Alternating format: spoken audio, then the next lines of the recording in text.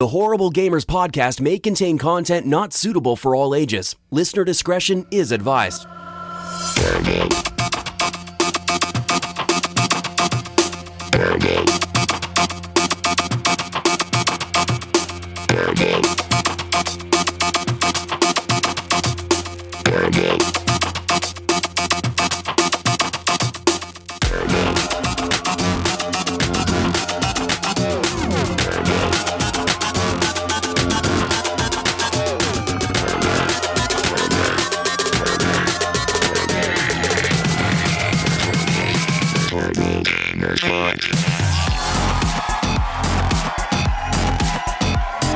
Welcome, ladies and gentlemen, to Horrible Gamers Podcast, show number 179, being recorded on November 25th, 2017. I'm one of your hosts, Jesus Gonzalez, also known as Jesus Walks a Lot. Today, I'm joined by the HGP Crew plus one.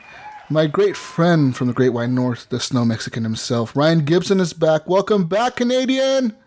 What's going on, everybody? Another episode of Horrible Gamers. Let's do it. That's right. And from the West Coast to Best Coast, two of my friends. First off, hailing from the great state of California. Well, not so great. I mean, it's an okay state. But it's all right. Yeah, it's meh. They got legal marijuana, so I guess it's okay. It's okay, but we have that here too. Anyways, Gunny Chief, welcome back, Henley. Hello, horrible people, and happy holidays. Happy holiday, eh? And from the Pacific Northwest, like myself, but not in Oregon quite. He's in Washington. Mark, a.k.a. Wingman 709, from this Xbox Live podcast. Welcome, Wingman! What's up, everybody? How you doing? Yay! Great. Wingman is here this week, guys, because he's going to redeem himself from all the horrible things we said about him last week. We talked about him last week, or was it the week before? Sometime. Last week, wasn't it? Last week. I'm here to school you guys. But before that goes on, guys, you can follow us on Twitter at _horriblegamers. Leave us a voicemail at 971-319-1421. And check out our Facebook group, Horrible Gamers Podcast Community. That's where all our people that listen to the show get together, game and stuff. And the network that we're on is Hush Your Face, hushyourface.com. Go check out the other shows on there, like the Horribly Awkward Podcast and the Nerderwells Podcast. You can always email us at feedback@horriblegamers.com. And our intro song is done by Fowler and TwistX. It is called Breakout. Guys, let's talk about video games this week and what we've been playing, what I've been playing, what you've been playing. I'm going to start off with what I've been playing this week. I've been playing a game called Assassin's Creed Origins. I played that. You played that too. Great game. Everybody's played that, I think. Everybody's playing that right now. Should be playing it. It's the best one. It is a good haven't game. played it. It's a good game. Well, I mean, What's wrong with you? yeah. The only one that has get off this show. This is the Assassin's I Creed don't have podcast. I hear that. I hear that, buddy. This is the Assassin's Christmas Creed. coming up with 3 kids. It's and I bought my Xbox One X, so I don't have any money for games. Well, maybe you'll get Assassin's Creed for Christmas. Or maybe I'm one of your community listeners will gift it to you, huh? Mm-hmm. That's what I'm hoping. I mean, I am their favorite host, right? Assassin's Creed Origins, guys, continues to be a great game to play. Every time I play it, I seem to find something new in the game that I didn't know was there, or like I go into a new area of the world or something different happens, and I'm just like, wow. It just amazes me every time that I play this game. I'm having a blast playing it. That's all I could say. If you haven't played this game, or if you haven't played any Assassin's Creed game lately, I suggest you go and pick this up, because it is a good game. It is well done, very well done by Ubisoft. I have to say, I think it's the best one in the series. Yeah, it's... To be honest. Yeah, I think it is. Yeah.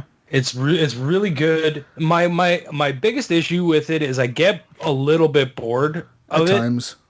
And the thing was I picked up Shadow of War and I started playing that, and I'm like, oh my god, I'm playing the exact same game I was just playing.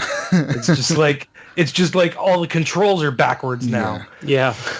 Everything is XXX on the Shadow of War. Yeah. Yes. Yeah. All the and everything's smashing. bumpers on Assassin's Creed. Bumper and right trigger. Yeah, bumper, that's all right you trigger. need. But the game is fun. It continues to be fun. I'm having a blast with it, dude. All the loot, the stuff you get, the purple loot, you're just picking up new weapons every time you kill somebody. It's like, oh, new weapon here, new armor here. Break this down, upgrade your guy. A lot of things going on there. But besides that, I played a lot of other games. Like this week, I played with Brun and Brink. Brun is from TXL as well, and Brink is from this podcast. I played Battlefield 4 with them yesterday and Battlefield 1. We started off with Battlefield 4 because we kind of missed it. I was playing it the night before on Thanksgiving night. And I told Brink, you know what, we should play some Battlefield 4 sometime. And he got on yesterday and he played with me. Battlefield 4 holds up very well. I just wish that game got an update for the Xbox One X. I really do. Like, that game would be perfect.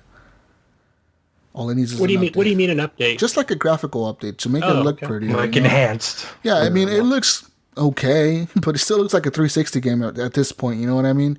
It looks dated, but it holds up. The gameplay holds up very well. All the mechanics in the game still run very well. Like the guns feel good, the tanks, the planes, the helicopters. You know, all that stuff is still in the game and it's still fun. It's just that I wish it had the graphical upgrades that the Xbox One X can push.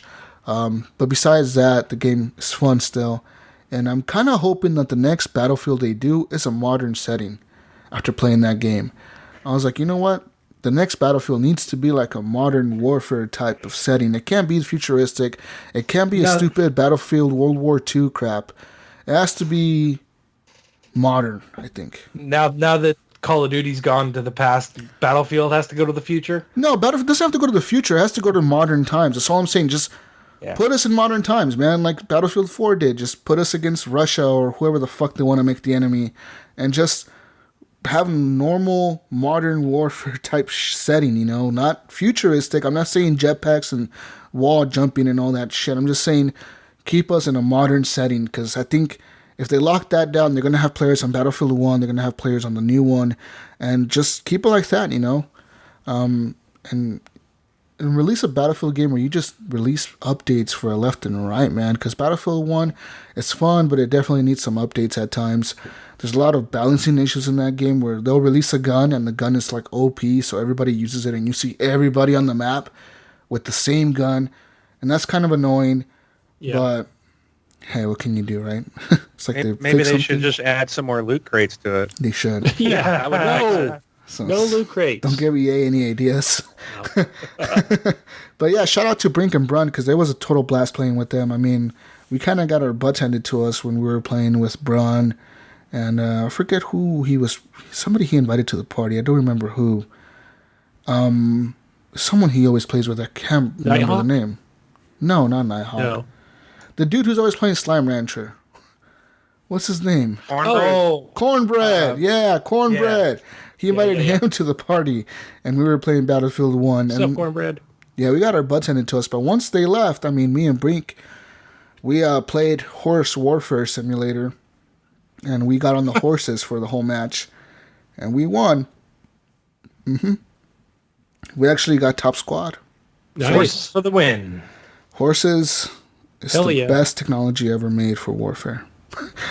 I like just running around in Battlefield 1. I'm like, forget it. Keep your horse. I'm just going to run around and... No, the horse is good, man. You pull out that spear, you're stabbing people as you're running at them, and so much fun. So much fun. Yeah. Besides... I did get the premium pass for that. That's on sale. Yeah, $15. Fucking ridiculous. That's so cheap. Yeah, dirt cheap. Wolfenstein 2, guys. I played a little bit of that today. I kind of started the beginning of that game. And man, that intro is so fucked up. That intro is just so dark, dude. I was like, just wait, dude. You haven't even seen the beginning of it yet. I was like, this is so dark. Like, I don't want to play this. I was like, I'm gonna start crying over here. I feel so depressed. Are you talking about the scene when he's a kid? Yes, when he's a kid and all that shit's happening. I'm like, dude, this is way too dark. How the hell did you even pull this off in a game? This is horrible. I just don't know how they did that. How they were able to like get an M rating on that game with all that crap going on. It's just weird. But the game is dark.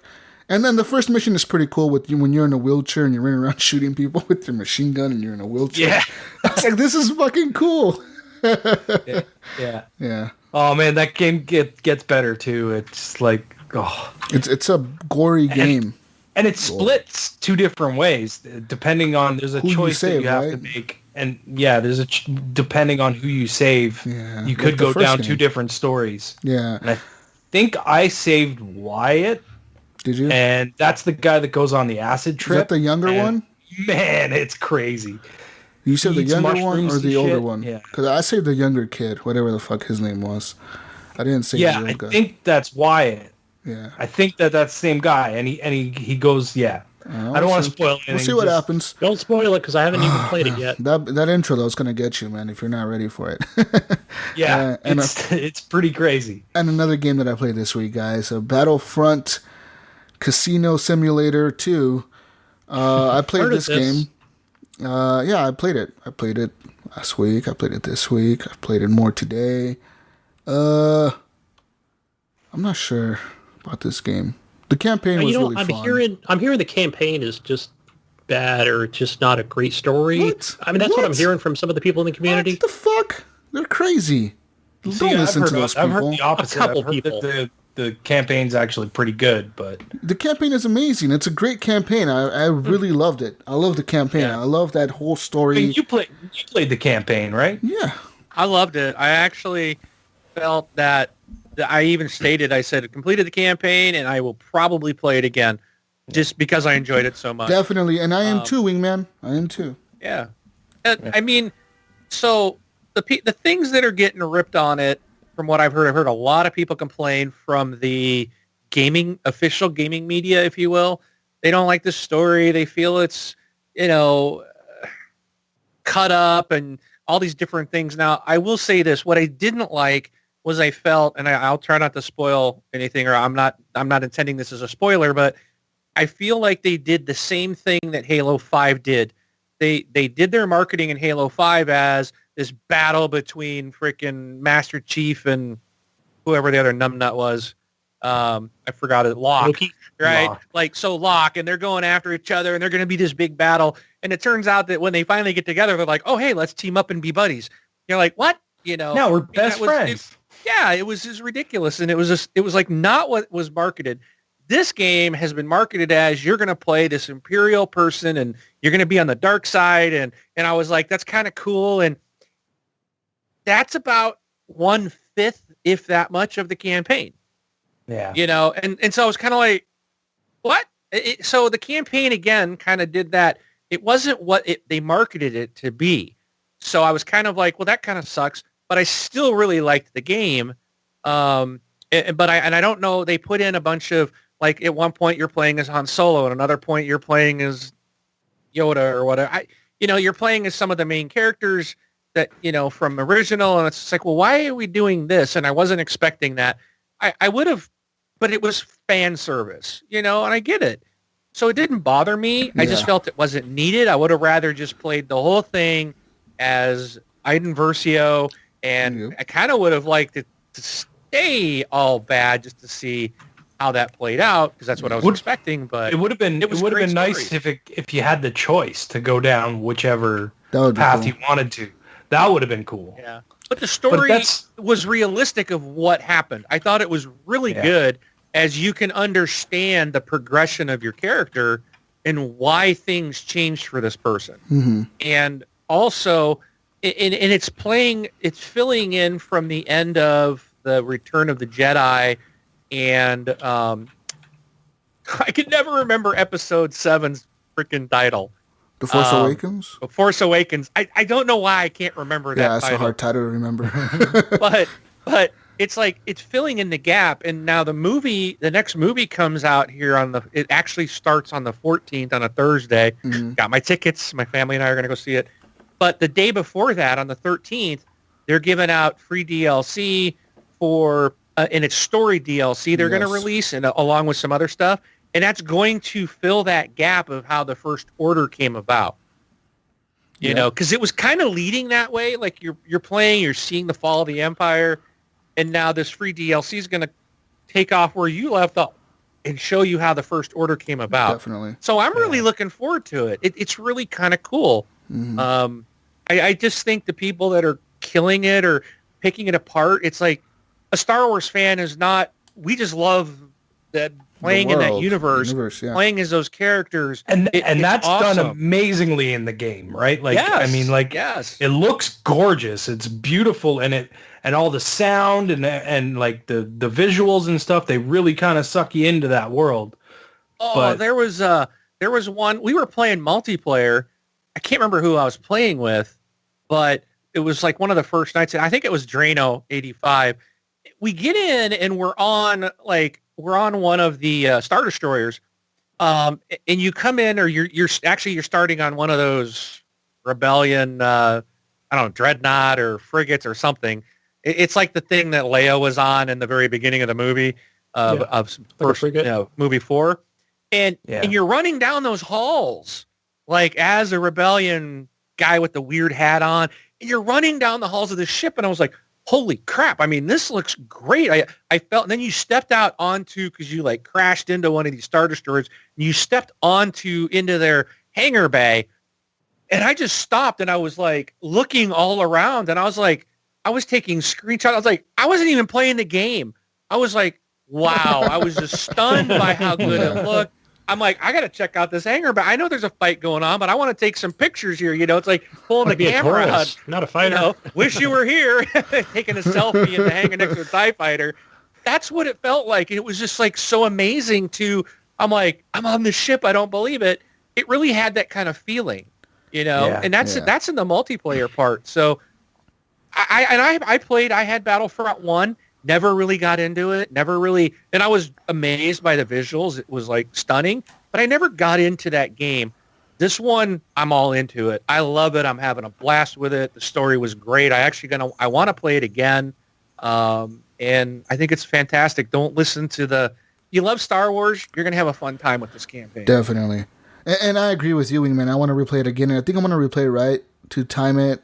So when that DLC comes out, I just play that next story mission, because that's going to be probably cool.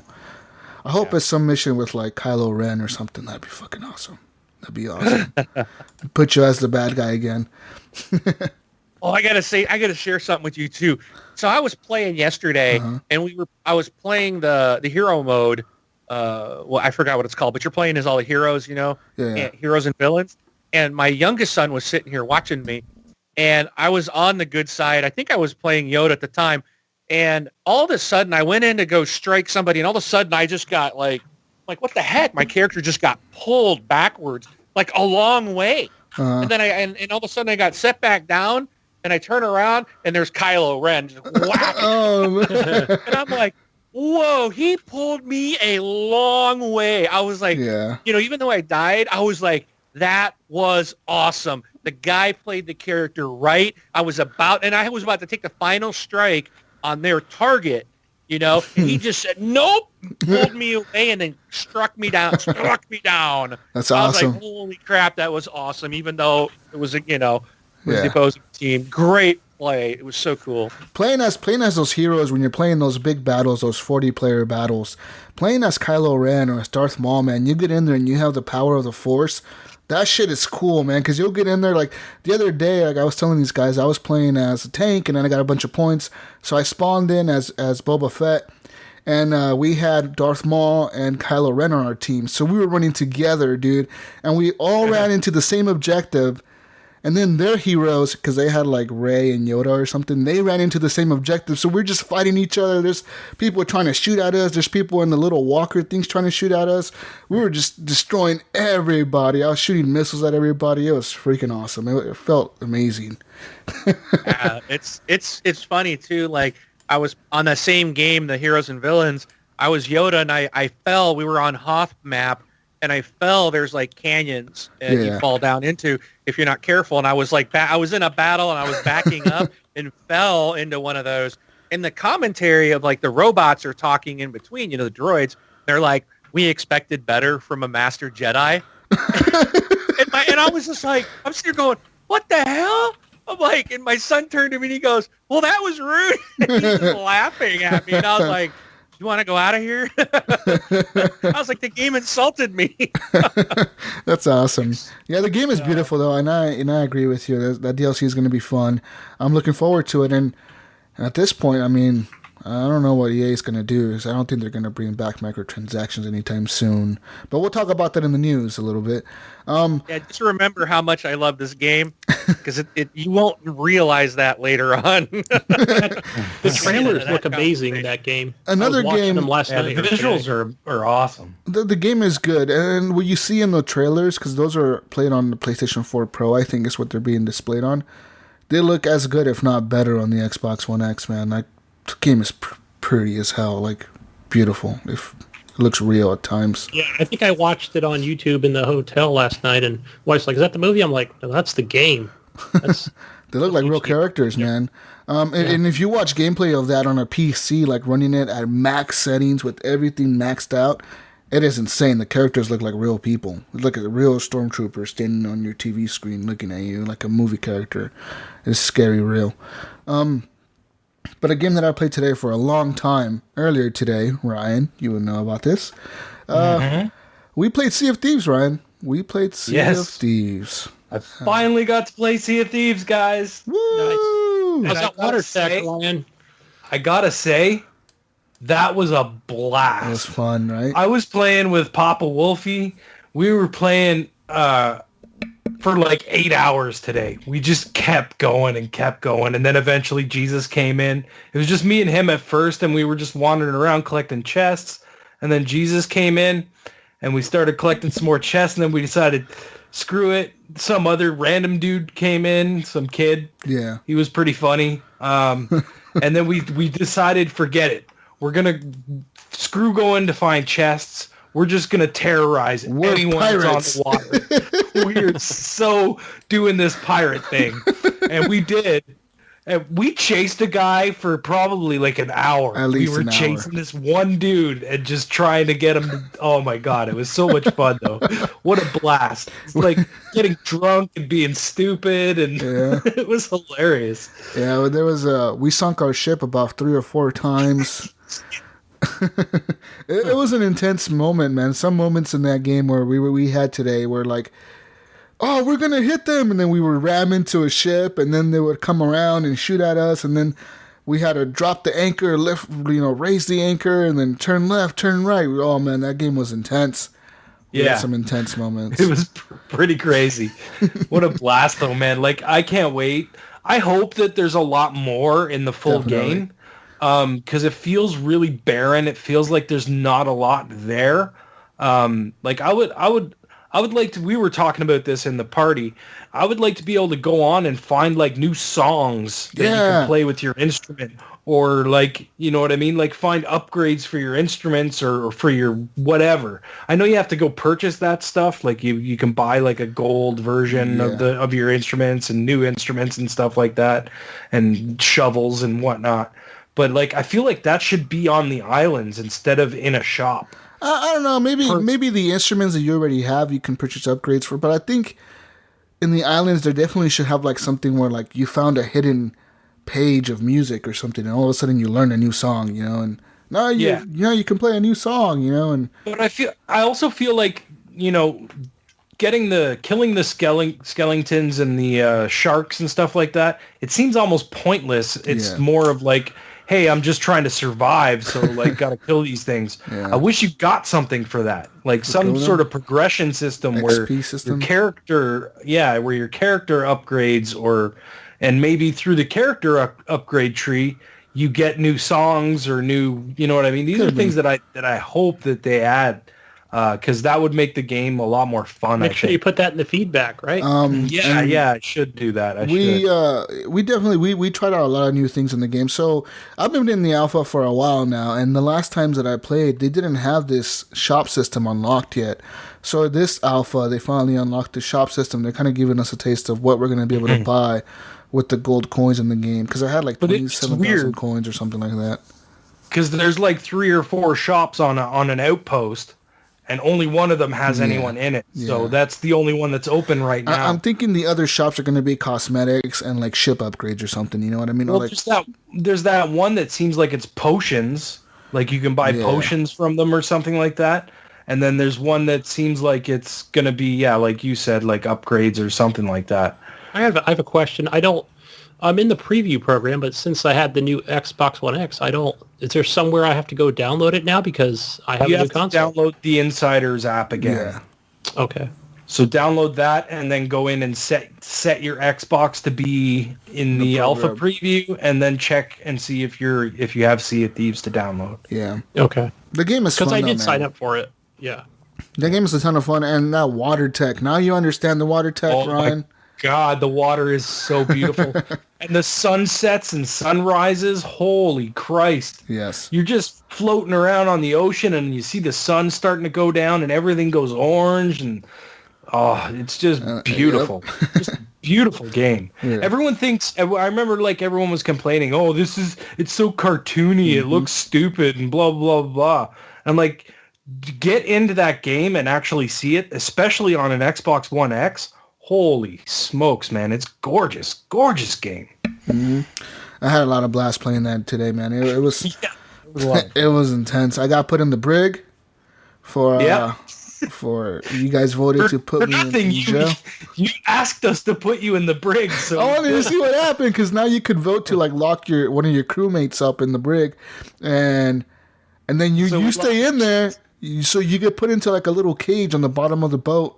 And you stay in there until they let you out. So can you just sink the boat with you in it? Would you just drown? We didn't know. We were like, okay, Jesus, we'll lock you in, and then we'll just let you out, right? Like, let's let you out. So I go in and I vote yes to lock him in. He gets locked in there, but now there's a time limit before you can let him out. Like, you can't just let him out. He has to sit in there for a little while. It was actually in time out. That's nice. And then we all stood around him playing our instruments, drinking beer. And I played my instrument inside the cell. It was a fun time, guys. It was a fun time. Man, such a blast. It's so much fun. Yeah, and now they have the different ships. So before, in the other alphas, they didn't have like the two-man ship or the one-man ships. Now they have those available as well. So now you can have a boat with like 2 people on it, 3 people on it, or 4 people on it. So depending on your crew size, you get a bigger boat, the smaller one, or the smallest one. And it's different. Like the layout is completely different for each ship. Because me and Papa Wolfie, we were playing just 2-player. It was just me and him, and we were on a way smaller ship than when you came in and we got that other guy. And the ship was bigger. There was more room to move around. There was more sails and stuff that needed to be worked. Yeah.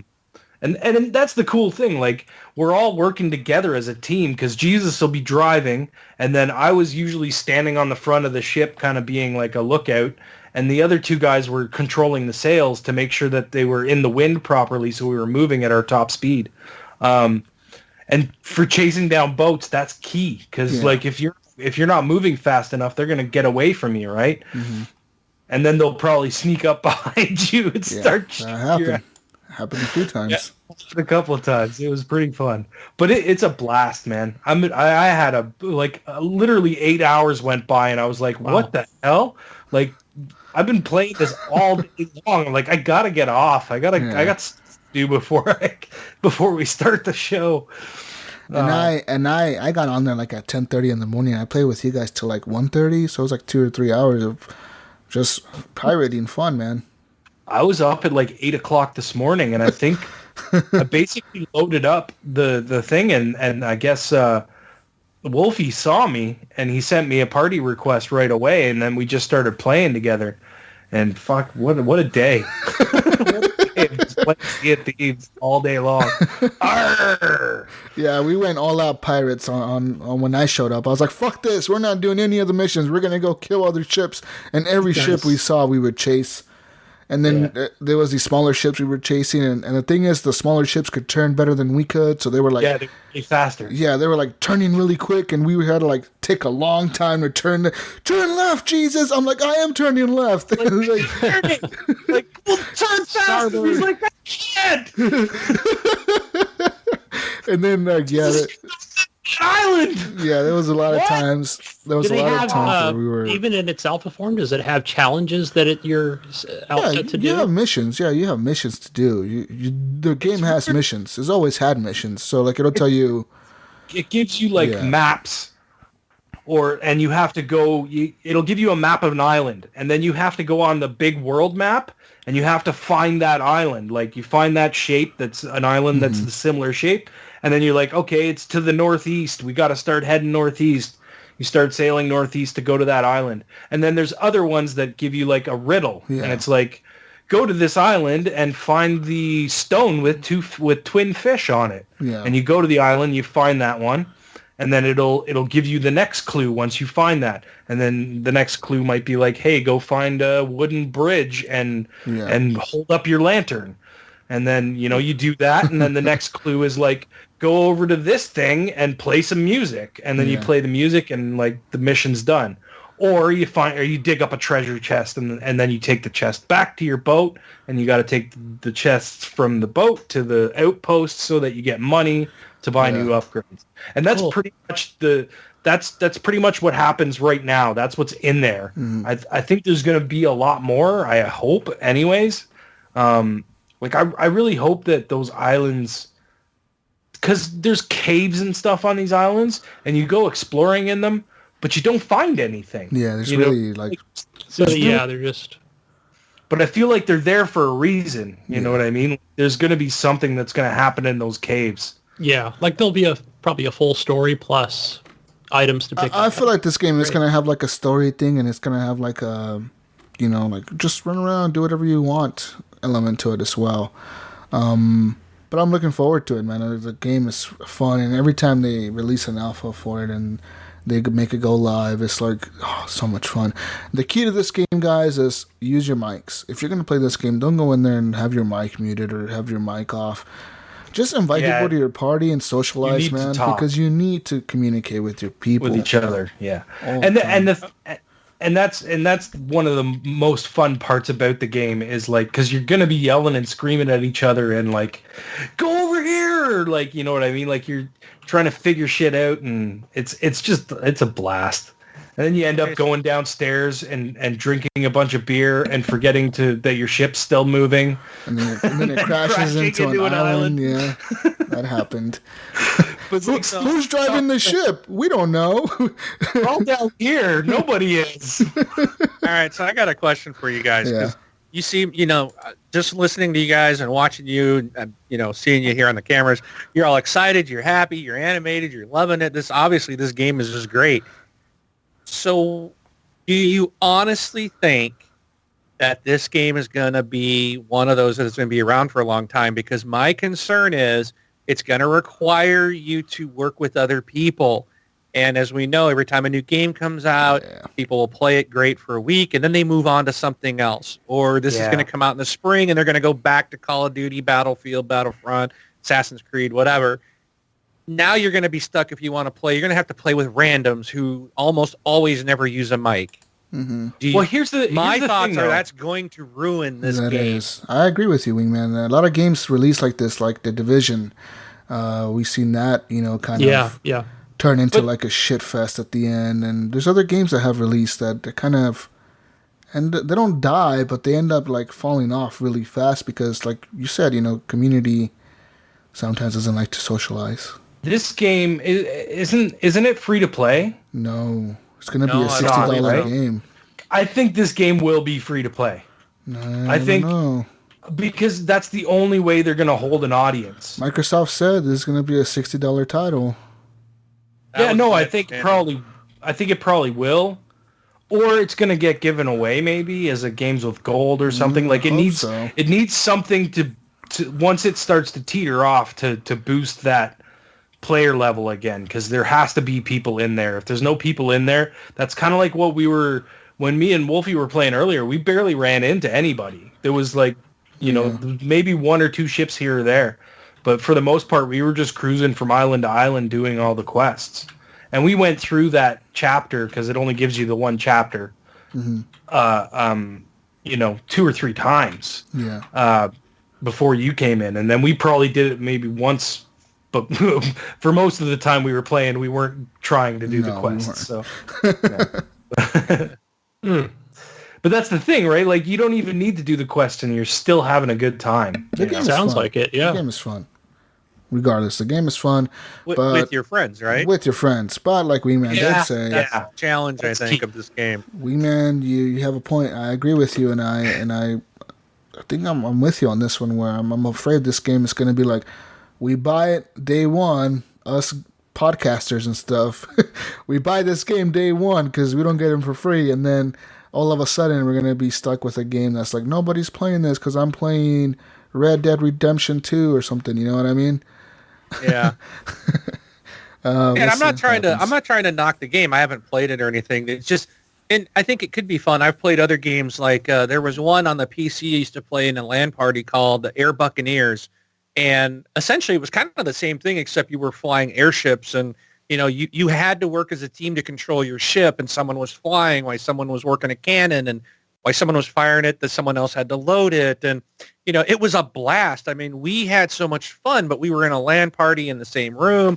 So, I mean, this has a lot, to me, feels a lot like I would love to play this with friends. But even now it's like, okay, I want to play Battlefront 2 with some friends.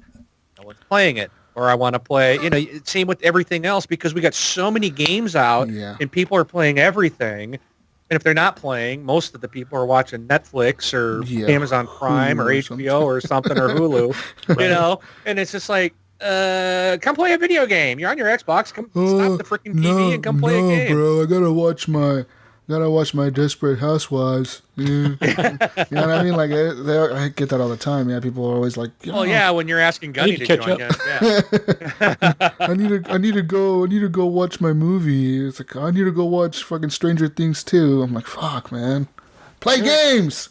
Eric St. Nicholas says Sea of Thieves will have a lifespan like Evolve. I don't know if it will. I think this game is going to have a lot of hype around it, and I think Microsoft needs to market it with a lot of hype. And I think they need to release the game not at $60, but maybe at $30 or $20 to get people enticed to buy it, to get in there and just get the community built up, because like you said, once the people fall off, you're done. And you're muted, Ryan. It's definitely going to depend on the community. Absolutely. Yeah.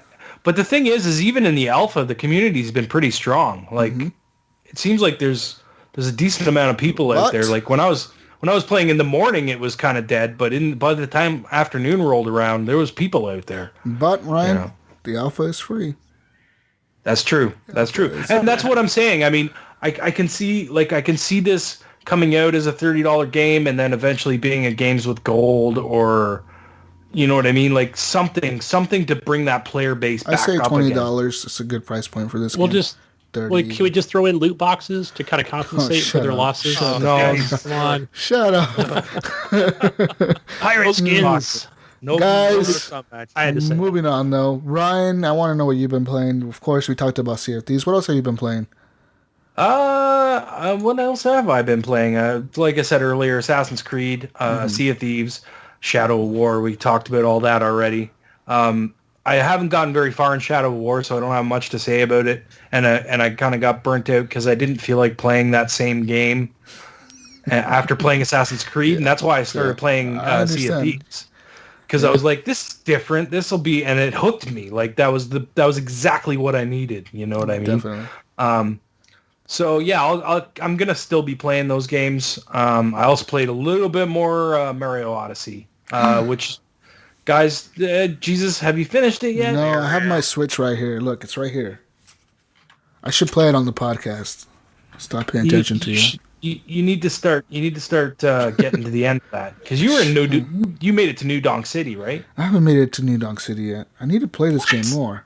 Oh my God! So many games, man. Fuck. Jesus, I'll come down. I'll drive down there, pick up your Switch, bring it back here, and let my kids play it for you. There you go. And then they could tell me the experience, so I could talk about it on the show. Exactly. Bring them on the podcast.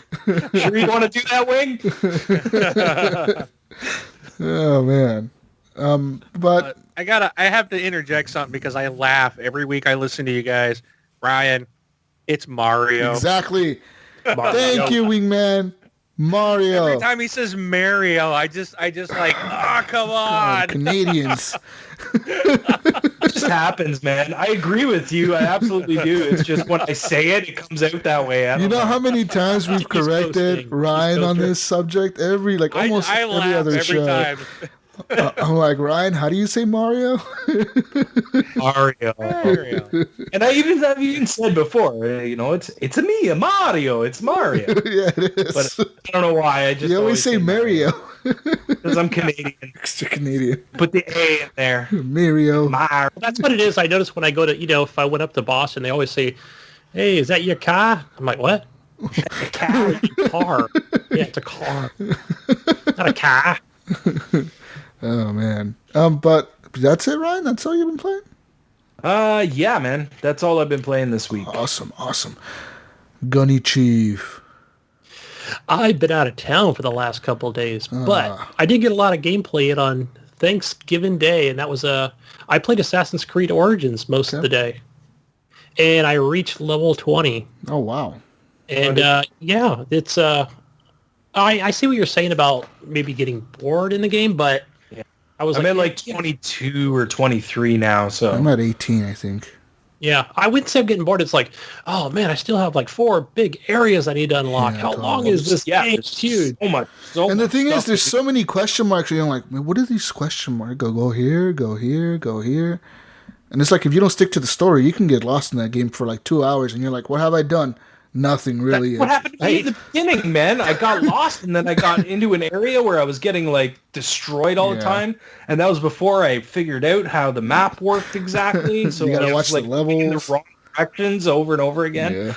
Yeah, it's funny like how it's not a complaint, but I see how they set the map up where you first start out your level 1 through 5. It's kind of that smaller area, and then right next to it, it borders with like level 30 or something. You're like, yeah. So, but easy. I mean, there's enough to do if you go back to, your level 16 through 18, then you can go back there and say, okay, do this side mission that's level 17. There's always stuff to do.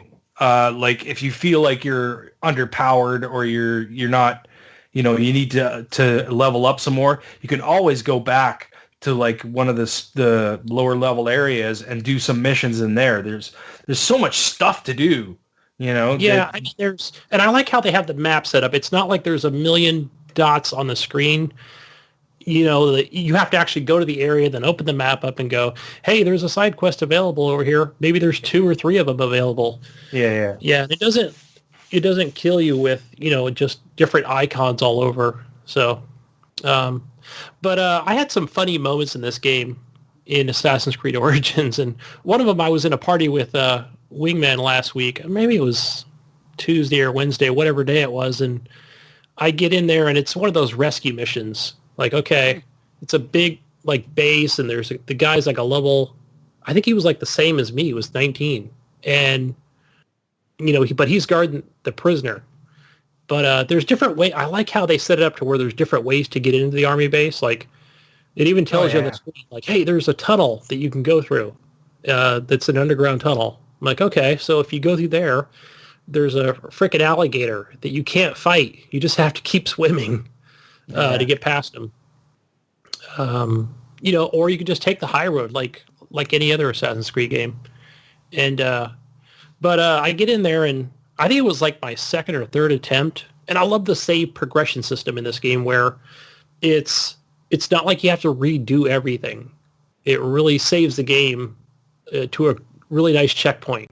Yeah, as you finish things, yeah. Yeah, it's really cool. So, for example, I got in there either the second or third time because that guy just killed me and everybody's like alerted at that point. So I get in there and, he takes me out and I'm like, okay, but I already rescued the prisoner. And basically what happens is with the prisoner is like, once you have him or whatever, you have to follow that prisoner out. Or in some missions, you can actually carry him out. But in this one, he had to run out. But every time that guy gets hit, it's like, okay, he goes down for the count. And then you have to kill all the enemies around you. And so I was like, damn, he's just going to sit there until I kill all the enemies. Or I could run away, and then wait till everything calms down and then come back. But when I reloaded the checkpoint, I was like, man, I have to kind of redo everything here. And I was like, oh no, something's going on. I noticed the guy like trying to run out of the base, and they kept like whacking him and knocking him down on the ground. No, so I just sat there and watched and just waited. Like, okay, he's going to get back up and start running again. And like, here he comes. He's coming across like the bridge, So I waited till he got all the way out of the base. I'm like, okay, I'm here now to come grab you and take you where you need to go. So they just kind of hold your hand at that point, I guess. But I thought it was pretty funny how they do that. Yeah, the other thing is like when you're on your horse and you'll be going along to a mission and like you'll come up to that person and like I'll just knock them down with a horse. It's like, okay, like I guess they didn't feel it. Like I could just get up there and press X to start the mission. It's a little wonky in that way, but yeah, I'm still enjoyed it. Having a great time. What about you, Jesus? You playing it? Which one? Assassin's Creed Origins, man. Yeah, I'm liking it, dude. Like I said, I'm playing it on and off. I don't really go in there very often and play for hours at a time because like I just get too hung up on the stupid side quests. It's like, go help this guy find his grandfather who went on a journey to buy something, and then you go find him and it's like, he's locked in a cage. Open the cage and kill all the guys in the fucking base. Yeah. Or like one time I had killed everybody in the camp already, like wherever the guy was locked up in. And then I go and like I get a side mission to do this, and I go back to that same camp. There's just dead bodies everywhere. There's no guards. This dude is just in a cage. I'm like, yes. Why wasn't he here before when I came and killed everybody? I've seen that before. I did have that happen. Yeah. I was like, wait, where is he? Okay, so I rescued him, and then boom, like these guards pop out of nowhere. I was like, what? That's like maybe weird. It was nighttime or there was a glitch or something. It never happened to me where they pop up. It's just they're dead, and I just open the cages like mission done. Dude's free. You're good. Here's your XP. I'm like, well, okay. Thank you. Yeah. So I get caught up on the stupid side missions. What I have a problem with that game is what Wingman has a problem with Star Wars is I don't want to do the missions. I just want to be a tourist. I just want to tour Egypt. That's all I want to do. Like, I can't wait till they release that historical DLC they're going to release for the game where, like, they let you just walk around Egypt and they tell you about, like, the history of Egypt. I'm going to play the shit out of that because I want to just run around Egypt and explore it, like, as a tourist and, like, just take screenshots and stuff. Yeah, it's going to release, like, in January, they said, or February. And they're working on it, like, with historical people, like Ubisoft is. So it's going to be a pretty interesting DLC when it comes out, I think. Yeah. Free update as well. Yeah. Absolutely. What else did I play? I played some more. I played a lot of Forza 7 earlier this week. I got Shadow War. I'm like, oh, let me just check out Forza 7. And I ended up playing it for like 3 hours. Just race after race.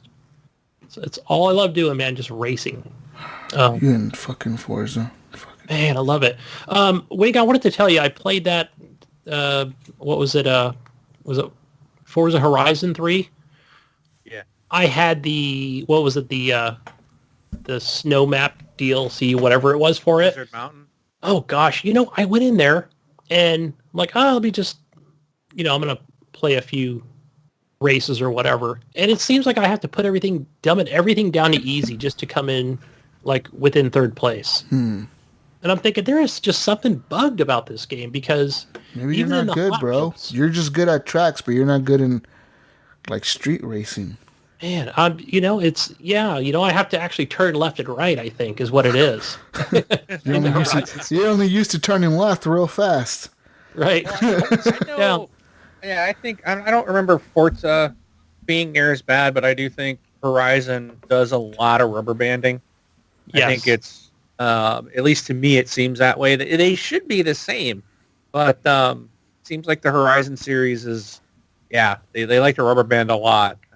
And I play both of those series on easy just because, if I play anything harder than that, it seems like I can't win a race to save my life, and I just want to play and get the credits, and I don't want to come in last and get no credits.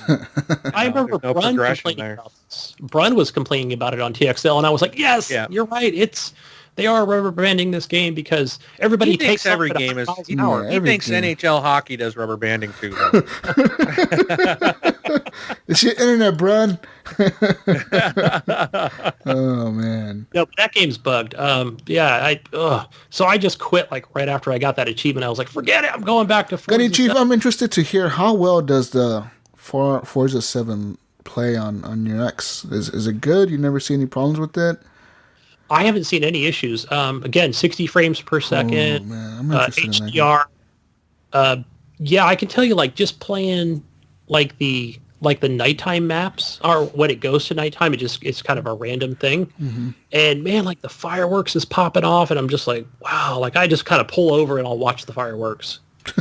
It's like, it's just, yeah, man, amazing. All right. Yeah, it's really good. But also played some Destiny 2. Thursday played some Iron Banner with the guys, Alan and who else was in there? Can't remember all their names, but yeah, I had a blast with that. Okay. Playing small little maps, man. It's fun. Is there still a lot of people in our community playing this game? Absolutely. David something or other.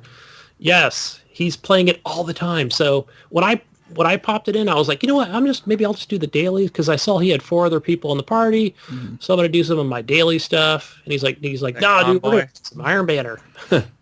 That Convoy that you're talking about? Iron Banner.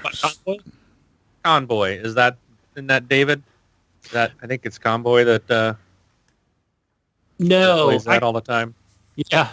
I can't remember his last name. But Soka or Soika, or is that the guy you're talking about? It's not Might be a different guy. Yeah. It's not David Schneider. Snyder, yes, thank you. Snyder, oh. Sorry, Dave. Forgot your last name. God, I can't believe you forgot his last name. I know. That's his gamer tag, isn't it? Yeah. Snyder. Yeah, man. It's hard. When you're as popular as Gunny, it's hard to keep everybody straight. I get it. It's cool, Gunny. We understand. Yeah. Yeah, but we won just about every match that we played except for one. He plays Destiny too much. Snyder, you play too much Destiny. Go play something else. I only played for 2 hours. And the last game I played, which is on Steam, and it's also on PS4, but I played it on PC, and that's Nex Machina. NEXMACHINA. And this is like a top-down isometrical... it reminds me of... what would this be like? I had the name. It's just like... crap, I forgot the name of the game, but it's really fun. It's a twin-stick shooter. And it's got like you're just going from map to map, basically after you kill everything on the screen. And that's all I play, guys. Guys, real quick. Got one more thing I played this week. I completely spaced it off. Because when I asked Anya about how good Forza 7 looks on the X, I played Tomb Raider, Rise of the Tomb Raider, guys. And there's 3 different settings you can set on your console when you're playing this on the X. You can set it to enhance visuals, which makes the game look really good. You can set it to 4K native resolution, so it makes the game in 4K native resolution with, I think it's 30 frames a second. And then you can set it for 60 frames a second, where it doesn't optimize to 4K or anything like that, but it makes it run at 60 frames a second constantly. I opted for the enhanced visuals for a few things. One, the game looks way better in enhanced visuals than the other 2 modes. There's like fucking shadows to the blades of the grass and shit. Whereas the other settings, it doesn't have shadows on the blades of the grass, and it has like better just lighting. The lighting is way better on the enhanced visuals. And yeah, that game is good. Still good. These are all things that Wingman doesn't see, right? Yeah, the things he doesn't notice. I'm just saying, and that game supports the Dolby Atmos. If you have the Dolby Atmos or Windows Sonic on your console and you enable Here's that. my impersonation of Jesus. I'm going to drink some Kool-Aid. The Dolby Atmos on Tomb Raider, Rise of the Tomb Raider, that Dolby Atmos fucking sound, that the 3D spatial sound in that game, it is fucking insane. You need to play this game with that enabled, Windows Sonic or Dolby Atmos, whichever one you want. Enable that, Put on a stereo headset, a regular stereo headset. It doesn't have to be the fancy 7.1 crap. Just put on a regular one.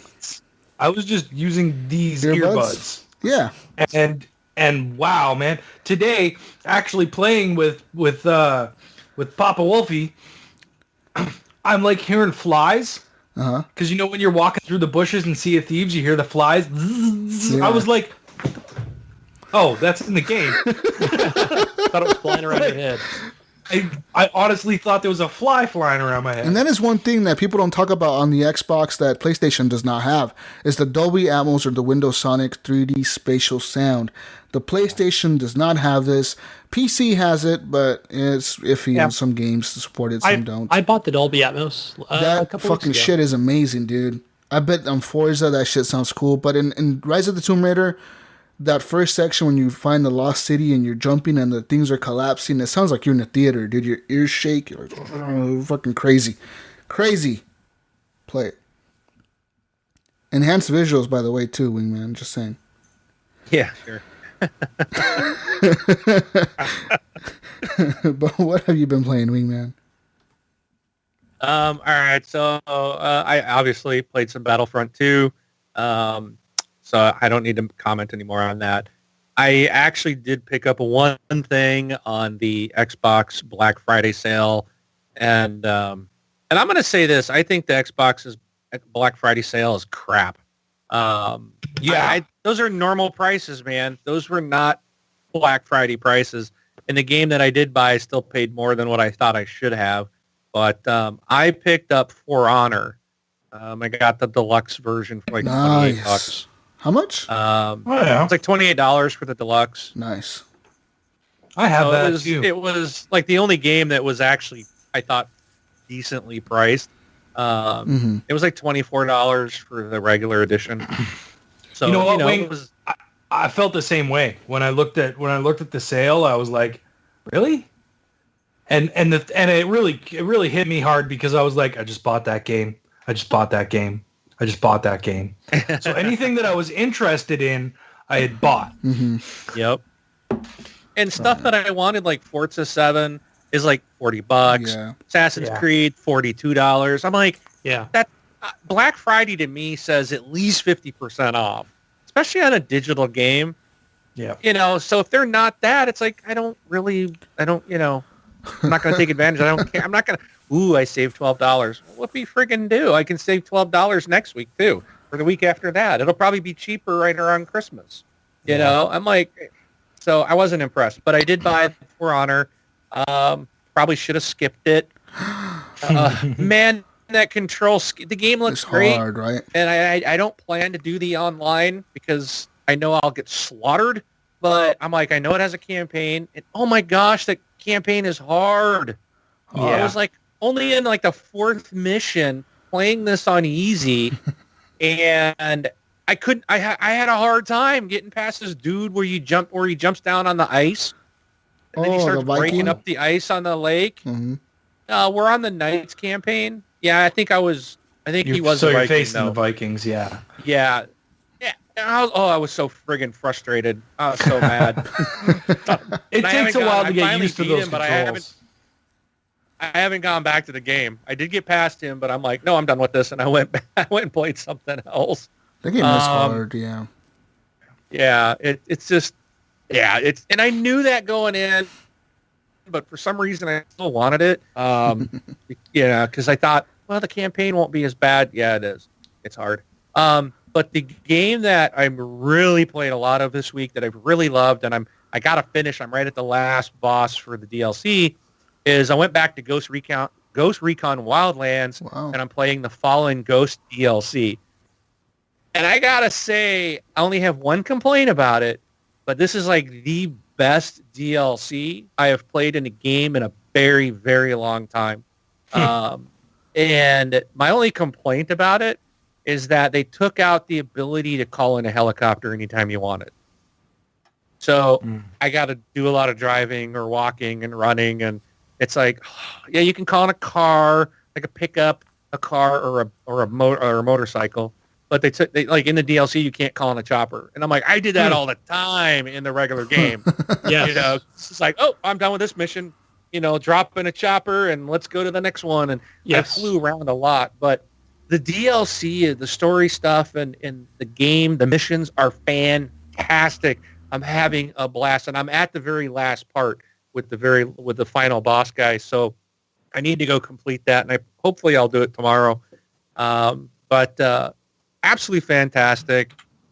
This game also did get an update a lot, so it's updated for the X, and they've also fixed the chopper controls. The helicopters fly like they should have from day one. I'm so happy, except now they've basically kind of taken out the ability to use them all the time in the DLC, but that's okay. In the regular game, or even when you do get one in the DLC, I actually go and I'll raid a camp just to try to sneak in and steal their helicopter, which is cool because now it's like, okay, I got to work for that chopper. So in a way, it's kind of like, okay, there's a chopper over here I can try to steal, and because I just can't drop one in and go wherever I want, but I really miss that ability. But it's forced me to go into battle at these camps and try to steal their, and it's fun. I'll call like the rebels to do a diversion on the other end of the base, or I'll drop mortars on them, and it gets guys to go that way, and then I'll sneak in and steal their helicopter.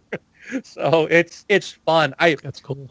Ghost Recon Wildlands is fantastic. And if you haven't played it, it is a great game. You can play through the whole camp. The campaign is super long. You're going to get tons of value for your money. It is on Black Friday sales right now. It is a game that you'll get a lot of replay value out of. You can 4-player co-op if you want. You can play the story by yourself.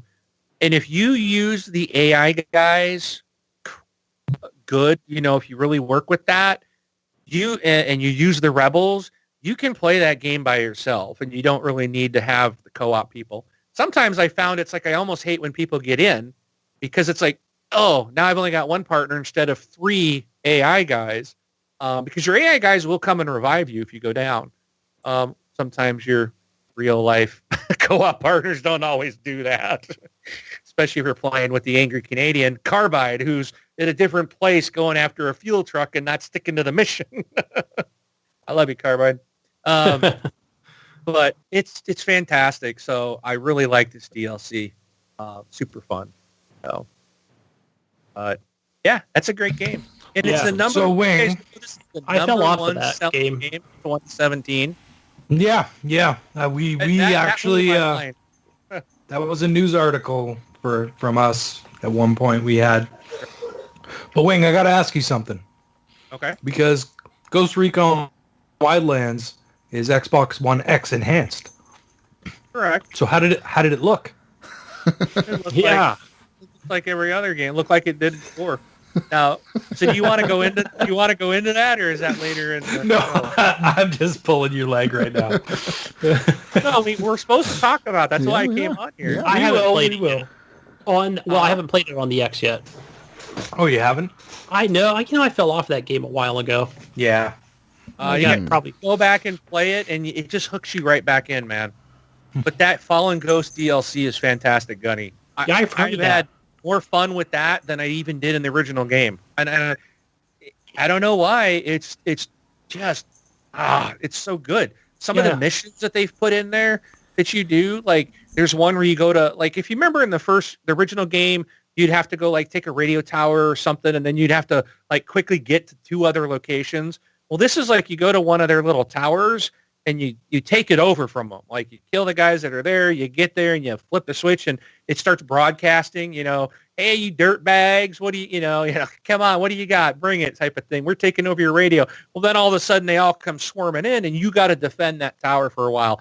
Okay. Dude, I'm talking about some intense battles. It's just like, I'm like, there's been times like I stop breathing, I'm sweating. It's like, oh, we're going to make it. And you're watching the clock count down. And then I'm like, I remember one time I was like 19 seconds and I got shot. And I'm like, someone revive me, hurry up. Because I'm playing with my AI. And all of a sudden you see him and he's like, and just as he stabs me, it's like the clock cuts down. But we still got it because we were still alive and had control of the tower. But it's just like, intense. But even when that ends, they stop sending troops in, but you still have to fight those that are there, even though you've completed it. And it's just, it's some really good stuff, man. They did a great job on that DLC. Yeah, I think it was that Alan here in our chat, or it was Andrew, our news guy, was saying it's a really good DLC. They've said the same thing. So yeah, I need to pick that up. Eric Smith says you're giving it too much praise. Eric's smoking crack. I think I got Eric to buy it, right? And then we both kind of just fell off. Yeah, Gunny, you got Eric to buy it and then never played with him. Yeah.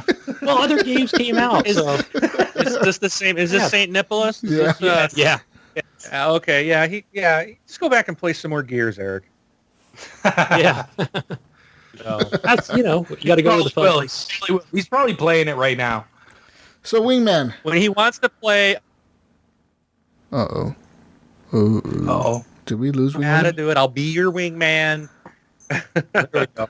No, I so too much praise. Yeah, the original game, the base game is long and it is repetitious with all the side stuff. The story missions, if you just go through and do story, those are really good. But yeah, I know by the end of the regular game I was getting kind of like, burned out. But I was like, that's like 100 hours in, you know? Yeah. So I think 100 hours into anything, you're going to be like, okay, it's maybe not exciting. I've stepped away for a long time. I skipped Narco Road, and I got both of these DLCs, and I started with Fallen Ghost because the Narco Road one is like a bunch of driving crap, and their driving mechanics in this game suck. So I will go do Narco Road next, but Fallen Ghost has just got me so excited and back into this game. So... good stuff. I should try it, Eric, and shoot me an invite if you just want someone to run around with you and help you out. So it is a fun game. And just stick to the story missions if you want. Unfortunately, you almost have to go after all these side stuff to get all the extra perks and bonuses. But if you get into a group of 4 people and just focus, say, hey, this is what we're going to do. We're going to knock out these side missions. You can have a lot of fun doing that too. And everybody working together, and you're going to just start racking up that stuff quick. Oh, Jesus got his pussy. Yeah. He's stroking it again. He wants to say hi to the world, guys. This is my cat. Hi, kitty. He looks like a raccoon. He looks like Grumpy Cat. Have you ever seen Grumpy Cat on YouTube? That's what he looks like. But I'm going to kick him out of the room. It is a little raccoon. He's cute with those blue eyes, though. Super cute. But he likes to chew up furniture, too, apparently. Oh, yeah. My new kitten is destroying our carpet. Oh. But geez. I do want to talk about, now that we get Jesus back in here, I do want to address the 3 of you against me. Ooh. Because this is why I came back on the whole 4K, HDR, blah, blah, blah. So here's the deal. All right? I'm going to set the record straight. Yes, I do believe that the Xbox One X does look better, does improve. You get those 4K, you get HDR, blah, blah, blah.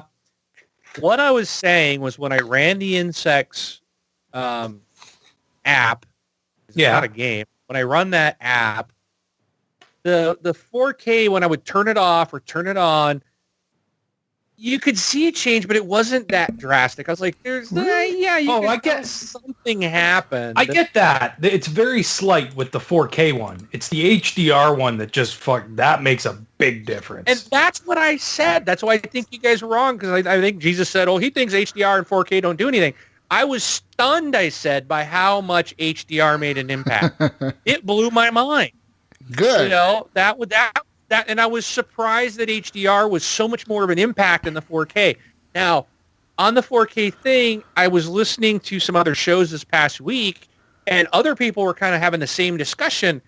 And this whole topic of how far away do you sit from the TV came up in others. So, Jesus, how far away are you from your TV /monitor? You see my TV behind me? Yes. This is how far I sit from it. Okay, so you're what, 4 feet away from Probably it? 3 feet, maybe 3 or 4 feet. 4 feet, I would say. Okay. That's pretty close. How about That's you, pretty close. I'm anywhere from like 4 to 7 feet, only because if I'm playing pinball, I'm going to sit back a lot further. Okay. Really? How about you, Ryan? I'm actually probably about 8 to 9 feet away from my TV. Okay. And it's 55 inches, so... Okay. But unlike you, Gunny, when I play pinball, I like to pull... I have another chair that I pull out, close. And I sit closer. Yeah. Dude, now that I'm at 55, I have to sit back because I tried it sitting up close and it didn't work out. I couldn't follow the ball. It's all about comfort. It's all about I'm used to gaming this far from my TV. It's been years that I've even with playing pinball, I always go with a really close up, sort of like one step back camera angle. And I know a lot of people, they like to be like way back. Really? I find being way back is like just I can't see the ball. I don't like, you know what I mean? I need to be closer up. But, it's all preference. Anyways, that's off topic. Yeah, I know you guys are trying to change the topic because you don't want to get schooled here, but so I'm probably 8 to 10 feet away. Okay. Yeah. And I've got a 65-inch. It's 4K, UHD, blah, blah, blah, or HDR, all that good stuff. Mm-hmm. So I went back after listening to you guys and listening to another show where they were saying if you are beyond 4 feet from your TV, the 4K is not as noticeable. So I was in a Gunny, I thought I was with you in a chat that day. Maybe it was someone else. But I actually got out of my chair and I ran that insects thing again. And I flipped the 4K on and off, sitting from my chair, and I just kept flipping it on and off. I'm like, yeah, I can tell it's doing something. Then I walked up and got like in front of my TV and then started flipping it off. And I'm like, oh yeah, there's textures on these. I can see the texture now on the stalks of the dandelions, and I can see the little dots in the eyeballs of the ladybug. And then I would pause it. And when I'm looking at that, right? So I'd pause the video and turn it on and off, and I'd leave it on, and then I stepped backwards, and I got all the way back to my chair, and I'm like, yeah, I don't really see it now because I'm far enough away that detail is not as sharp. So that's what I'm saying is like for me, gaming on a 65-inch TV, the 4K is not as big of a deal as what I thought it was going to be. But yeah, if you sit close, wow, it's like, oh, wow, look at the detail there. But even on that detail, if I'm sitting really close and I'm playing Battlefront or Call of Duty or Battlefield, am I going to notice that detail? No, I'm looking at where's the red dot on the HUD. That red dot looks the same in 4K as it does in 700p. It's just a red dot. No, it's a sharper red dot. It's a much brighter, sharper red dot. It's a shiny HDR, red dot. it looks red. Without HDR, it looks orange. But now HDR, whether I was 4 feet from my TV or back in my chair 8 to 10 feet away, it was stunning. I was like, oh my gosh. And like the ladybug was a great one where the ladybug filled my screen. I paused it. The ladybug looked red. And then I turned HDR on. And I was like, whoa, that's red. Yeah. And it stunned me because I always thought HDR was, deeper, richer blacks. I thought it had to do with black only. No, all colors. It's like the colors were just, and like when the sun was shining, it was like, okay, turn it off. Yeah, and then you turn it on, you're like, crap, that looks like a real, I'm almost like, where's my sunglasses? In Sea of Thieves, that's the thing it does with the sun. The sun looks fucking real. It blinds. So like it literally, like if you stare at the sun, you feel like you're watching a friggin' eclipse. It's like, oh my god, where's my eclipse glasses? So that again, I was joking. I'm going to come school you, but I wanted to first of all say no. I said HDR is huge. Yeah. I never expected it to be bigger than 4K, and because of where I sit, HDR makes a huge difference. 4K really doesn't make a whole lot of difference, but it is there, and I can see it if I move closer. And I'm like, wow, there's a lot of detail that it puts in, and it's neat that the system can do that and still run at 60 frames a second, like on Forza 7. I don't have Forza 7 yet. I'm gonna get it. I just wanted it more than $40, because I own every Forza game. I'm like, am I going to buy the same game again? Yes, because now it's in 4K and it has trucks. Yeah. So, I feel I have to buy it because I've bought every Forza title ever released. Yeah, but so I have to. You don't have to. Same here. I have to buy it. You don't have to. Yes, I do. And hey, Wing, you don't have to do it for the trucks because have I even played the trucks in just playing Forza 7? You know, the nice thing about it is it does give you a choice. Just off topic here, folks. Oh, so, I wanted to try it out. I thought it would be cool, but I probably won't do it. But no, I will get Forza 7 probably for Christmas. So, and the thing is too, I haven't bought a lot of stuff because I bought one game, but I bought the X, and that, you know, I really almost didn't get it because I'm like $500 right before Christmas when I've got kids. Yes, that really. But I was selfish and bought it for myself. But I'm not buying a bunch of games now.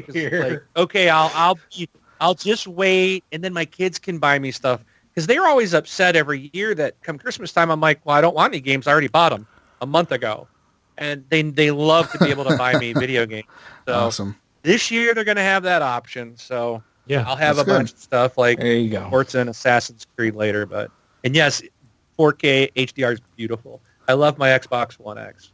That's a great system. Yeah. And one thing that people don't notice is load times. Because the other day, when we were playing Battlefield, actually, Brun, he was playing on his S. And then me, Brink, and Cornbread, we all have X's. So we all launched into the invite at the same time. We're in the game, and Brun's like, I'm still loading. Yeah. I'm still looking at the loading screen. And we're like, what's up, man? The power of the X. Yeah. It loaded in faster. Where you at? I'm Brun. I'm 5-0, Brun. Where are you? Loading. Go look at the load screen, man. Force him to get one. Hey, you'll notice that too with tomorrow. You'll notice that too with Forza 7, where it does the rewind. If you have rewind on, if you're in a game and you crash, like that thing will just be zip. It'll just zip you back really fast. Really slow rewind anymore? Yeah, it's not like the slow animated, you know, okay, do you want to start from here? Let me back you up. Mm-hmm. No, it's quick. 4K HDR, man. That's the future of gaming. Guys, let's talk about news real quick. Moving on to news, let's talk real quick about microtransactions real quick. Okay. Activision, as we all know from a few weeks ago that we talked about, they have a patent on a new microtransaction system that pairs you up with different gamers with different skills, with different things unlocked to kind of encourage you to buy what they have, right? So like if they have the better sniper rifle, you're a sniper, you get in a game with these guys, you're seeing they're doing really good with that sniper, you might want to buy that sniper. So it's kind of like encouraging you to do it. But anyways, besides that, there's an update where the executives over at Activision actually released a statement saying that this has not been implemented into any game, that it was a patent filed back in 2015 by a research and development team working independently from Activision Studios. So they're saying like, don't worry, this isn't in our game. And even Bungie's, some guy from Bungie tweeted out that none of this is in Destiny. So don't worry about this. It's not in Destiny. Don't think we're trying to get you to. No, they haven't actually used they haven't used it in anything yet, but they filed the patent so that they can eventually, or if somebody else tries to use it, they can make money off it. Yeah, EA tries to use it. Sue them. But more news, guys. Let's see here. What's the next story? Wow, CD Projekt Red. So Cyberpunk 2077 is the game that they're kind of release here, maybe next year, the year after. And CD Projekt Red has came out and said, look, guys, we have no bullshit in this game, basically. So this is the tweet they tweeted out. It says, worry not. When thinking Cyberpunk 2077, think nothing less than The Witcher 3. Huge, single-player, open-world, story-driven RPG. No hidden catch. You get what you pay for. No bullshit. Just honest gaming like with Wild Hunt. We leave greed to others. That was a tweet from Cyberpunk's 2077. I think it was one of their devs or whatever. Yeah, they tweeted that out. So pretty much CD Projekt Red says that Cyberpunk 2077 is coming along just fine. They don't have a release date yet, but it is coming along. And no microtransactions, guys. None. 0. So you get what you pay for. That's it.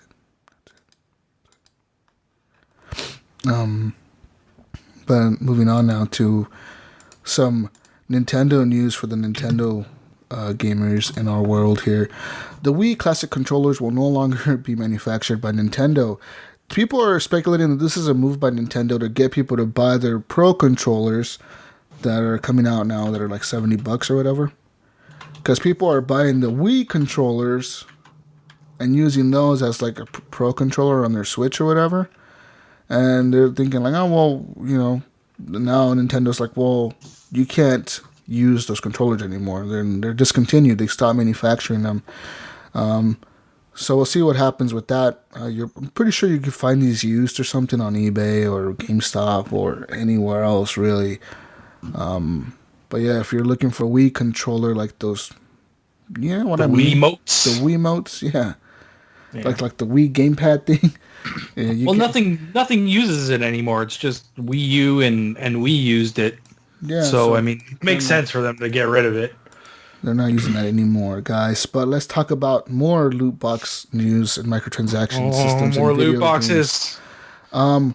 We're going to talk about 10 of the worst predatory loot box microtransaction systems in video game history. Number 10 on the list is Mass Effect 3. Yep. Lo and behold, the Mass Effect series was a victim of loot box and microtransactions. Back in 2012, BioWare's Mass Effect 3 used the FIFA engine to create a loot system for the game, for the multiplayer. I know you guys remember that. I remember that. Yep, I remember. That was Brink's favorite game. It says here, ex-BioWare dev Manveer Hare recently confirmed that he once saw players spend $15,000 on microtransactions in Mass Effect 3. Yeah, we talked about that before. Yeah, that's wild. The second, or number 9 on the list here, is actually Destiny 2's loot box system. Their Bright Engram system, where you have to buy credits to buy the loot box with Bright Engrams or whatever for the better gear-looking things. I don't really think that's that bad. I don't either. I've never bought one. I would never... Yeah, same with me. I would never buy one. You actually have to walk over there and click on that, I support the loot system. See the options for it. Yeah, you get engrams all the time. Just actually have to go out and shoot stuff. You have to work for it. It says here pretty much... And have fun. Come on. It says here that, after you're hitting... Kool-Aid, Gunny? You have to... You have to basically grind a lot to get this or either buy it with this system. But number 8 on the list, Gunny Chief, is Forza Motorsport 7. Forza Motorsport 7 introduced their loot box system this year with those cards, right? Cards? Yeah. Yes. It's got like these are loot boxes. What are they calling them? The crates, right? And so I'm going to defend this one also. Okay? I don't see how this is the worst. No, not the worst. It's number 8 on the list. So you're number 8. 7 worse than these. Yeah. So, okay, to defend this one, I feel like I get enough credits from racing, maybe because I'm that good. And you can just buy crates with your in-game money as well, right?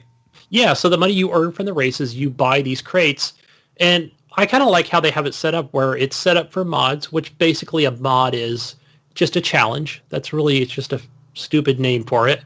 And I think there's other ones for like cars, possibly getting cars. I think that's an actual crate. I'm like, I'm not going to get on there, buy it for a chance says here, to get a car. You can't, currently Forza 7 doesn't have a microtransaction system that turns real cash into the credits to buy the loot boxes. However, Turn 10 has confirmed they will be turning on this feature very soon. I did notice it's been grayed out, yep. So they're going to turn it on very soon. I don't think they're going to turn it on. No, now after years. Not anymore. Right. They're probably like, whoa, let's keep this off for a while. Keep this off, see what happens. But yeah. But number 7 on the list, Gunny, Dead Space 3. You know what? I got to say something about this. I didn't make it. I remember this, and I played through this entire game, and I didn't purchase a thing. Like, not a thing. So there was, you could upgrade your weapons and get stuff that would like make the game easier for you, but you didn't need to. There was no need. Isn't there like I don't know if we're gonna see this in the next 6 of these, but look at the Assassin's Creed games where it has that. What is it you can actually purchase? Like I don't know, like something to speed up time or something. What? Yeah, like they actually had those things you could purchase. Assassin's Creed Origins? Yes. I know they have the horse DLC or whatever. Oh, the Helix credits. I remember the only thing you can buy are Helix credits, yeah. I remember those stupid things. But I mean, that's just if you want to progress further or quicker in the game. But it says here, Visceral Games were forced to implement the structure to encourage you into relenting. But as many reports later stated, the game was never supposed to have such a terrible monetary model in the first place. Hence the fact progression felt so stilted and broken. And 4 years later, Visceral Games is gone. So, EA killed them. EA forcing people to... Hold that statement you just made, Mark. I'll comment on that later. Yeah, we'll have some comments about this later on here in the news. But let's see here, what number are we on? Number 6 on the list, Need for Speed Payback. Unlike Forza 7, Need for Speed Payback system actually locks upgrading your car if you don't have their loot crates. So a lot of their loot crates give you parts for your car, so they'll give you better brake pads, better engines, better suspension systems, better tires, better things for your car to be faster, right? This is the newest game, This is the newest one that has this system in it, and recently I've seen EA get backlash because this game because of this system specifically, because I think it's bullshit as well that they're not just locking cosmetics behind this fucking loot crate crap, they're locking like the things that make a car go faster. Like really? Like that's pretty messed up. Don't mess with my gameplay with microtransactions. Like that's to beat the campaign, I'm gonna need to fucking upgrade my car. Like, you know, it sounds like we're talking about a mobile game here, but we're talking about a AAA title. Talking about AAA game that Need for Speed just came out this last. A AAA title that's getting buried. Totally. This game is getting no love whatsoever from anybody. That game is dead on arrival. That's the death of Need for Speed, I believe. Honestly, I think. They've managed to kill. They've managed to kill 3 franchises this year, guys. The Star Wars game from Visceral. I don't know if that's Mass Effect. Mass Effect, and now Need for Speed. Let's see what else EA can pull off this year. Yeah. Plant vs. Zombies 2 is number 5 on the list. Plant vs. Zombies 2. Another EA title. Owned by EA as well. At one point, they bought the developer PopCap, which was the creator of Plants vs. Zombies on mobile.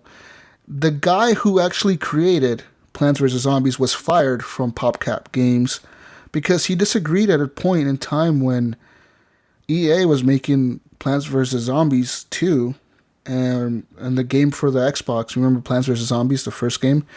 When they were making that, they wanted like a loot box system. And the guy was like, no, I don't want that in my games. And EA was like, well, fuck you, you're fired. Wow. They literally let the guy go. Well, the guy who created the game. Glad he doesn't work there. I mean, he got money for selling the company. He got money for selling the company to EA, but he was let go from the company because he didn't agree with them. And I didn't purchase PVZ 2, but I do play. I haven't played it in a while, but on mobile. PVZ 2 was only on iPhone. Yeah. Well, the new one's on Xbox too. Okay, right? it's just Plants vs. Zombies on mobile. Not Plants vs. It's Zombies. Garden Warfare, right? Garden Warfare 1 and 2 are on Xbox. Oh, but okay, the actual Plants vs. Zombies, the original tower defense game, is what they're talking about. And Plants vs. Zombies 2 added these microtransactions that you could speed up because that was at the point where mobile games were starting to pick up on that. Yeah. You do have to go back through that in there. Yeah. If you want to try and get coins. You got to have so many coins to play a game, and then you can buy more coins if you want to keep playing, or you can wait till tomorrow when you'll accumulate, 10 more coins. It actually says here that the creator George Fan he wasn't a fan of his game being bastardized in such way. He left EA earlier in 2017 to pursue a better company. Just fuck this shit, he said. Middle Earth Shadow of War is number 4 on the list. Middle Earth Shadow of War kind of copied EA WB is really going all out with the loot crates in this game. They fucking loot crates, like, they fuck the loot crates in that game. I'm not paying for one loot crate in that game. That's what I'm saying. Fuck that shit. I'll play the game, but I'm not paying for your fucking loot crates, man. Oh, same here. But yeah, they've got loot crates in the game that increase your stats and your character gear to make you better fighter, to make you a better, player against the AI. The fucking AI in the game. It's not like you're playing against other people. You're playing against the fucking computer. Yeah. And yeah, they went all out and did that. Number 3 on the list, guys, Dungeon Keeper 2014. This game failed miserably by EA. Like, yeah. EA, fuck this game. Another EA game. I think it's free. Yeah, it's a free-to-play game. But It's everything's a locked. free-to-play mobile game. But everything's locked behind a microtransaction. Like, everything's timed, everything's locked, everything's like, spin This coins. was one of the to hurry worst things up. offenders. Yeah. People were pissed. No, there's two more that are worse. It's one of them. I said one of. I said Have one of. you guys notice a trend here? Like 9 out of the, or like fucking 6 out of the games we talked about, out of the 7 we talked about, are like EA games, I think. EA games. Yeah. Oh, number 2 on the list. Guess what? Star Wars Battlefront 2 is number 2 on the list. Hey. Wow. The great number And 2 we all spot. know the story behind this one. Not without good reason, DICE designed a system of progression that is almost entirely random. Yes, you can get 200 kills to upgrade a specific weapon, but every other aspect from taunts to damage boost, crafting components to currency is doled out at random, they said. So pretty much like, good luck, spend money on loot crates to gamble your way into our better loot and better stuff for your characters. Mm-hmm. Yeah, even though you paid $60 for it, or if you even bought the I bought the $80 version. yeah, or the $79, $80 version. Sure. You still got to pay. Yep. Wonder what happens if you got the $100 version. Well, wasn't it when it first came out? They were saying there was a good chance, or you did get the unlockable characters. I just want to clarify on that. I don't in know. Star Wars Battlefront 2. About the $100 version? Yes. I don't know about that. It could be that you got I him. don't think so. But number 1 on the list, of course, the king of them all, the one that started the whole craze back in 2009, FIFA Ultimate Team, wins the top prize. Other EA. This game makes $1.5 million every single day.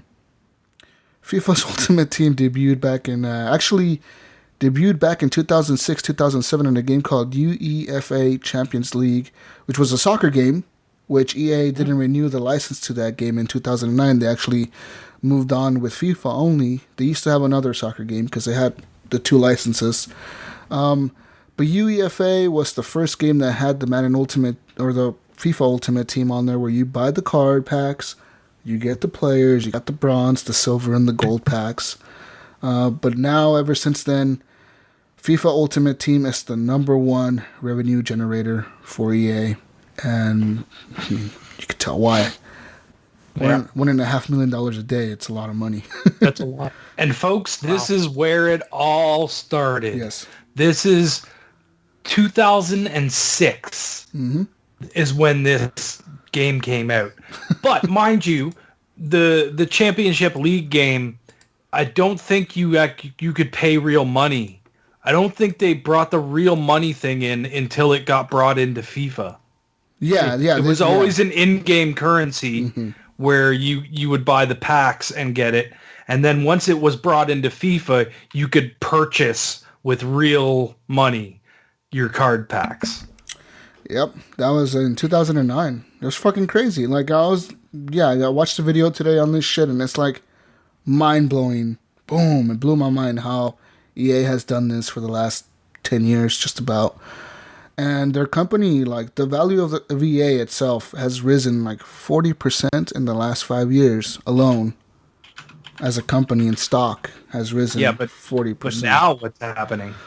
That stock's But now, the state of Hawaii is investigating them, Ryan, for predatory practices. Recently, last week, Democratic State Representative from Hawaii, Chris Lee, held a press conference to explain that the state of Hawaii is going to be investigating legislation banning games like EA Star Wars Battlefront 2 from being played by young children, both in Hawaii and possibly pursuing a nationwide legalization of something, some kind of legislation to pass against this game. So basically, if you watch the video, I watched it where the guy, the representative of Congress or whatever, is talking. He's basically saying this is like gambling. He said, quote, "This game is a Star Wars themed online casino. It's a trap." And I kind of agree with him. Really? Yeah, I mean, you think it's that bad? You think it's that bad that it's a casino? It is gambling. You don't.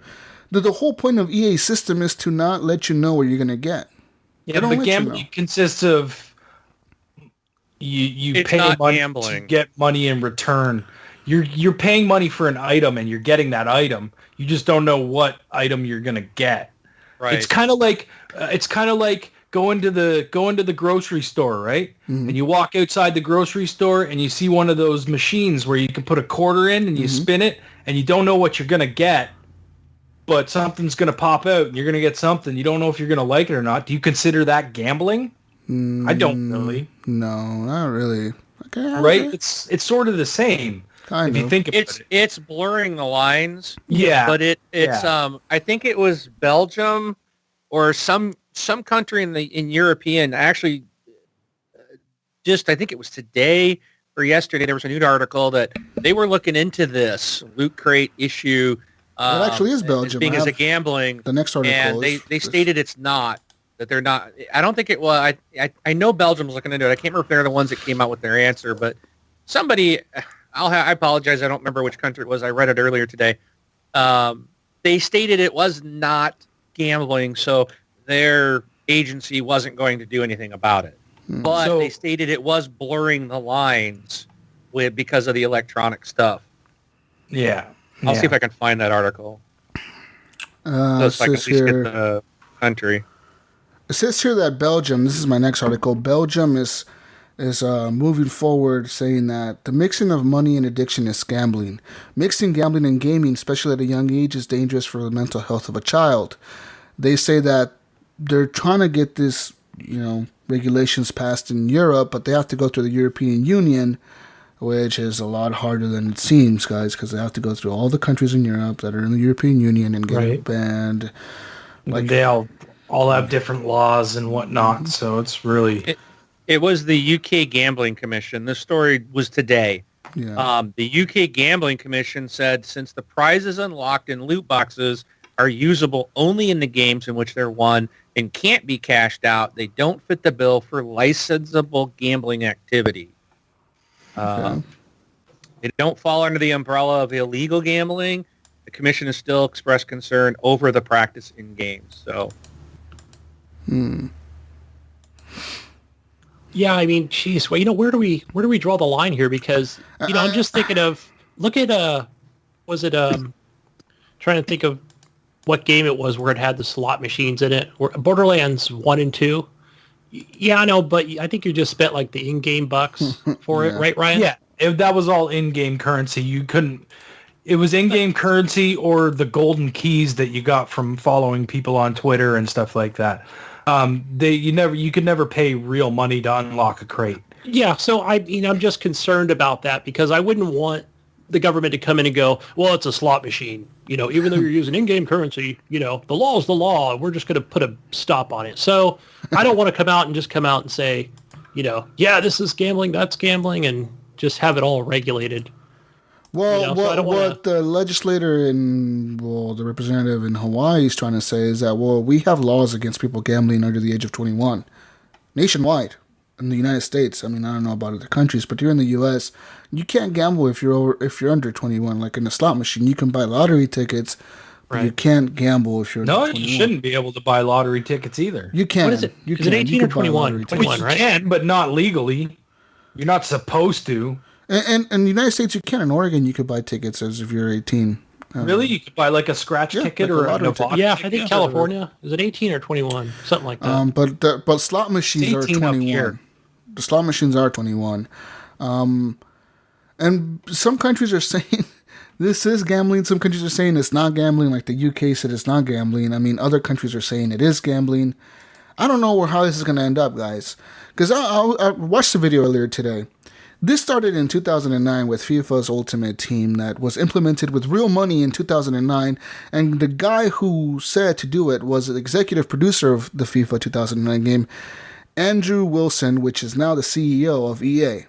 So he's the one that said back in 2009 he went to like his boss at EA and was like, hey, look, we should put this Ultimate Team thing you have over here in this game and actually have people pay real money. And we could make money this way. And they made a shit ton of money that way. Because now every single EA game has that in it. Every single one. Pretty much. Yep.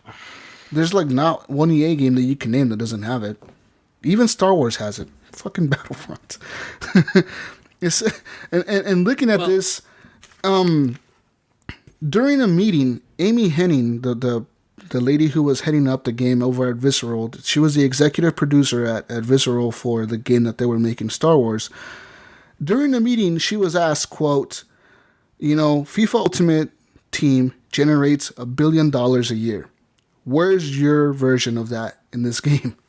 Yeah. And she said, fuck you, I'm not putting that in my game. And guess what happened to Visceral Games? Shut her down quick. Yes. It says here that, I took some notes down. It says here, per like an actual game, like let's say a game, Star Wars Battlefront without the microtransactions. For that game alone, EA they spend 40 cents to make $1 back when you buy that game for $60. They spend 40 cents in development to get $1 back. With the Ultimate Team style like microtransaction system, which we saw implemented in Star Wars Battlefront and other games like the EA has made, they need to spend 20 cents to make $1 back. So they're spending literally half of the money that they need to spend to make more money. So like they're getting fucking 80% return on their investment in this system, which is fucking nuts.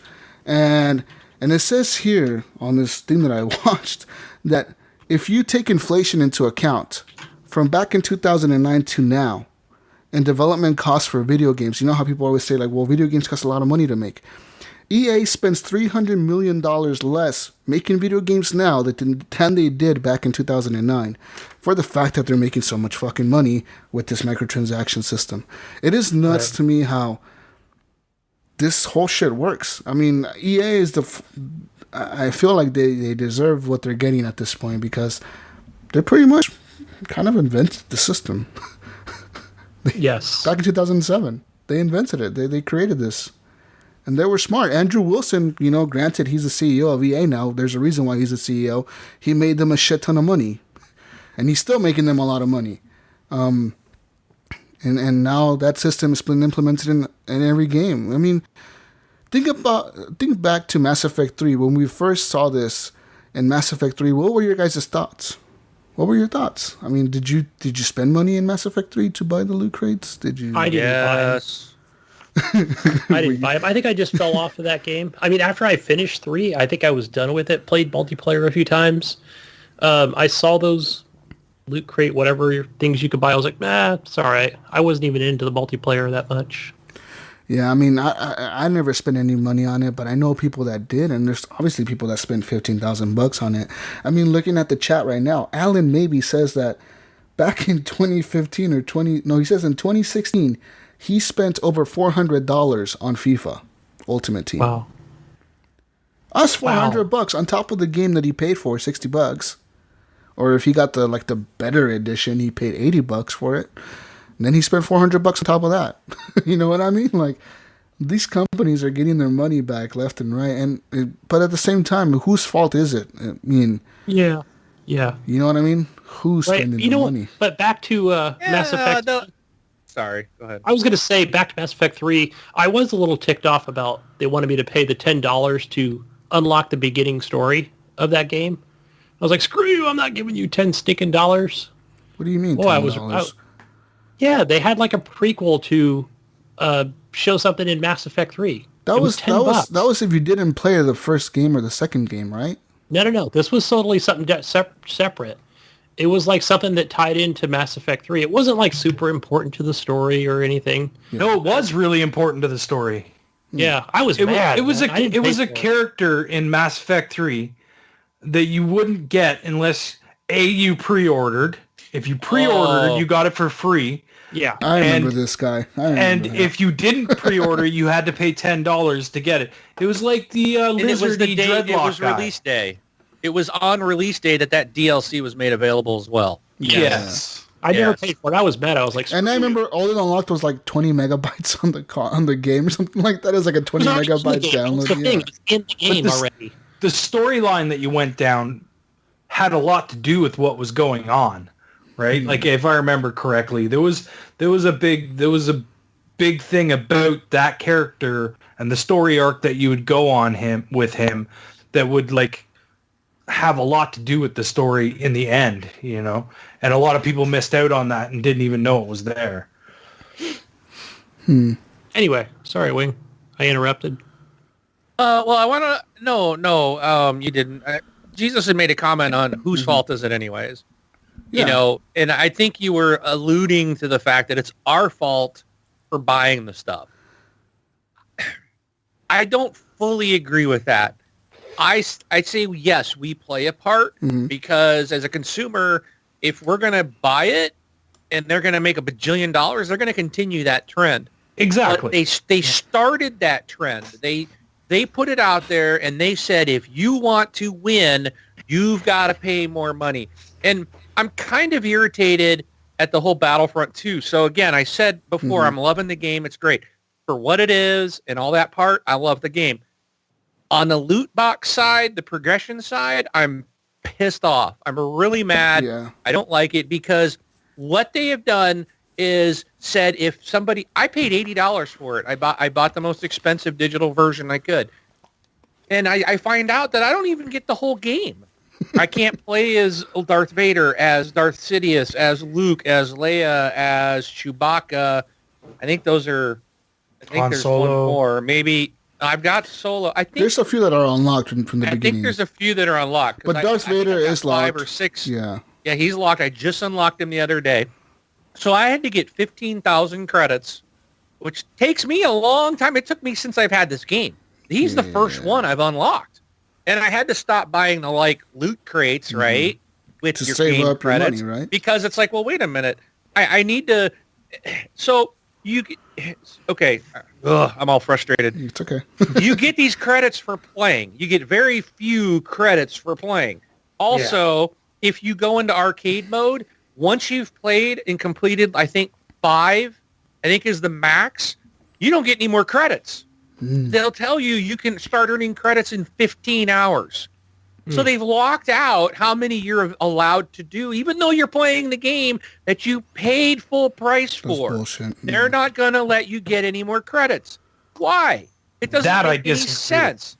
Yeah, that's them. BS. That's them forcing you. They're rigging if you the want system. To continue, you need to buy money. You had to buy something, right? Right. So it's like you're not allowed to play arcade mode all day.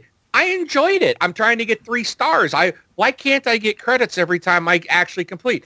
Fine. Yeah. If I fail at it, I get it. I didn't complete it. But when I complete a level and you say you don't get any credits for doing it, that's BS. That's wrong. And then it's like, okay, well, I can go play Galactic and I can go play multiplayer and I can play it all day long and get credits as far as I know. I haven't seen that get tampered with, but you don't get a whole lot. You really don't. If you play the objective and if you work with a team, then yeah, you can get some more, but it is a grind. And to get to 15,000 credits, so I had to get 15,000. I'm like, I want to unlock Vader. So now I unlocked him. Now guess what? Now I have to play a multiplayer match, and I have to be on the Empire side, and then I have to earn battle points, like 8,000 battle points in that match to even have the ability to unlock them. And by the time I get there, if somebody else has already gotten there first, I can't play him because you can only have one on the field at a time. So you could go a match and never play as one of these hero characters. We're going to spend 90% of our time as a damn trooper. And now if you go back to the crates, if you notice the hero crates and the starfighter crates or the vehicles, those crates are like 2,000 credits to open up. Yeah, they are. The trooper crates like double the price because That's what you're going to spend most of your time as. It's a waste to spend the 2,000 credits on a hero that you probably will never get to play, or you don't even have unlocked yet. And so they're rigging the system. They're rigging it, and it's their fault. And you have to be the best player on the field in order to get a chance to even play that character that you've unlocked. So I've unlocked Darth Vader, but I don't know when I'm going to get to play him. Really, if I want to play him, I can go play Heroes and Villains, or whatever it's called, the hero mode, and then you can play as everybody. They're all unlocked because you can only be heroes there, But it's not the same thing. It's like I bought full price, and they want more money out of me. And it's just like, I didn't know all this when I bought it. I bought the games like Star Wars. I want to play a campaign. Boom. That's all I knew. And I bought my money. I paid the most expensive. I want it all, baby. And I like the game, but it's the whole progression in the loot crate that has me just freaking out of my mind. And I will not give them a dime. No, absolutely will not give a dime to them. I've refused to buy this game. I played a little bit of the actual EA Access campaign, or what you could play through there, but I want to play the campaign. I don't even want to touch the multiplayer. I just want to play the campaign, and everything that's going on with this game just turns me off. It's just like I have no interest in it anymore, and it looks amazing. I think I would have a great time with the story and whatnot, but I can't do it. I can't bring myself to bother. I'm with you, Ryan. I also want to play the campaign. Yeah. I know, Wingman, I know that Andrew, I think, Jesus, you mentioned his name, that CEO of Andrew Wilson. EA. Yeah. Andrew Wilson. And he made a statement this past week about this was never our intention. Oh, bullshit. He said that. He said that back in Mass Effect 3. Yeah, when Mass thing, Effect 3 came out, there's a quote of him saying, when you make a game based on a franchise people love, you need to find the fine balance between making changes and not making changes. He said the same fucking thing back in Mass Effect 3. That was how many years ago? 4 fucking years ago. 5 years ago now almost. And the same bullshit. So, he's giving the same fucking line. Yep. But I'll tell you, one person who's not happy with him is Disney. And Disney is the owner of Lucasfilms, and they own the Star Wars franchise. And it says, I'm reading an article here that says the Disney boss, Bob Iger, fucking actually called him and made it very clear that they're not happy with the bad publicity the game is getting. And ultimately Star Wars is getting because of this. I mean, they're making the company look bad, Yeah, but he also said... I so bad want Disney to yank that license from EA. You're done. I want them to take that back. I really hope they do. Because that's the only way that these companies are going to learn. Mm-hmm. Because, I'm sorry, there's too many dumb people out there like myself who bought the game not knowing. If I hadn't bought this, if this was one of the games, I want others, if this was one I had waited on, I would not be buying it today. I'd be like, I pre-ordered it. I was like you, man. I was just hyped for the Star Wars thing, and yep. And I would say I kind of fell for it too. I mean, I was hyped for it, and I enjoyed the campaign. I won't lie, I did, but it wasn't worth the $60 that I paid for the campaign itself. And I don't agree with EA's practices of having this in every game. I remember mentioning an article that we talked about on this show, I want to say maybe a month ago or 2 months ago, where EA was quoted saying that they plan to move forward with all their games being as a pay to, what's that called? Is it not pay to win, but service as a game or games as a service? Was that not 2K games? Was that 2K? I'm pretty sure 2K. It was EA. It was 2K. No, it was 2K because we reported on that last week in our show, and it is 2K that it will be in every game. Microtransactions will be in every single game. Which EA already has it. Borderlands. That scares me about Borderlands. Not just Borderlands. Yeah, because think of other games Borderlands could be in the same boat. That's the thing. Look how much money EA is making. 2K. Yeah. Right. Everybody's going down that same path. This is a little crazy. You mentioned it earlier. It's got their thing in to push it even to the next level of matching you up with people to force you to buy that. Well, I just got shot by this gun. This guy's kicking butt. I want it. I'm going to pay the money for that gun now so I can be like this guy. You got killed by the Super AK-47. Hey, $5. pay $5 to get it yourself. Our hobby's getting ruined. It is. Yes. Look at that whole thing about Amy Hennig. Can you imagine an Uncharted style? Think of the game Uncharted and just say, skin it with Star Wars, dude. Yeah. Make it oh my gosh, it would be the best game ever. Yeah, it's what every Star Wars fan wants, and they canned it because they don't have microtransactions in it. Yeah. That's why EA canned it. That's kind of bullshit. I mean, you think about what Amy Hennig had to do, and I'm proud of her. I'm glad that she stood up to them and said, "Fuck you, I'm not changing the game direction because you're telling me to." And it sucks that she got fired, but I'm glad she stood up to them because it's like, no, but fuck she you. Probably didn't want to be there anyways because of what happened. Why are you going to stick around after something like that? You know what I mean? Yeah. You just move on. Just move on. You're going to have a better relationship with whoever you continue working with. Right? Phil Spencer needs to hire her. I think so, yeah. Holy crap. Go get her. Get Bluehole. Lock Bluehole down. And get the PUBG locked to Xbox and Windows, and get Amy Hennig to make that make a game. Period. Obviously, she can't do Star Wars, but I'm saying Microsoft, go to Disney and say, "Look, EA's screwing your license. We'll take it over." Yeah. The thing is, EA did pay a lot of money for that. Like, I think they said, well, how much was it? Like $3 billion or $4 billion? It doesn't matter if I guarantee that Star Wars is such a protected trademark. I'll guarantee there's something in there where Disney can yank it if anybody does anything detrimental to that license. And I think EA's done it. Yeah, I think it's ruined, right? The game's out. It's already Star Wars game. And the thing is, right now, at this point, EA is kind of screwed. Right, they're screwed with this game. Could this be the last Battlefront we see from EA or from DICE? Because they can't turn around now and turn. I guess they could turn down the money again and they are going to turn it on. They said they would, but can they at this point? I mean, at this point, I mean they might have said that back then, but I don't think after everything that's gone on. And they can't turn around and say they're going to be able to. And they can't turn around now and say, well, our DLC is going to be charged now. Like you have to pay $5-10 for our DLC packs. They can't do that. Sure, they could. They could if they wanted to. They already said the DLC was going to be free. Now they're going to get backlash for that. So they can't turn around and sell the season pass because no one's going to buy it. I mean, what are they going to do? They're stuck with the $60 game they made that they can't make any extra money off of. They can just lower the price. Hey, hang on a second, though. Let's be honest. They are going to make a fucking killing this Christmas. It's a Star Wars video game.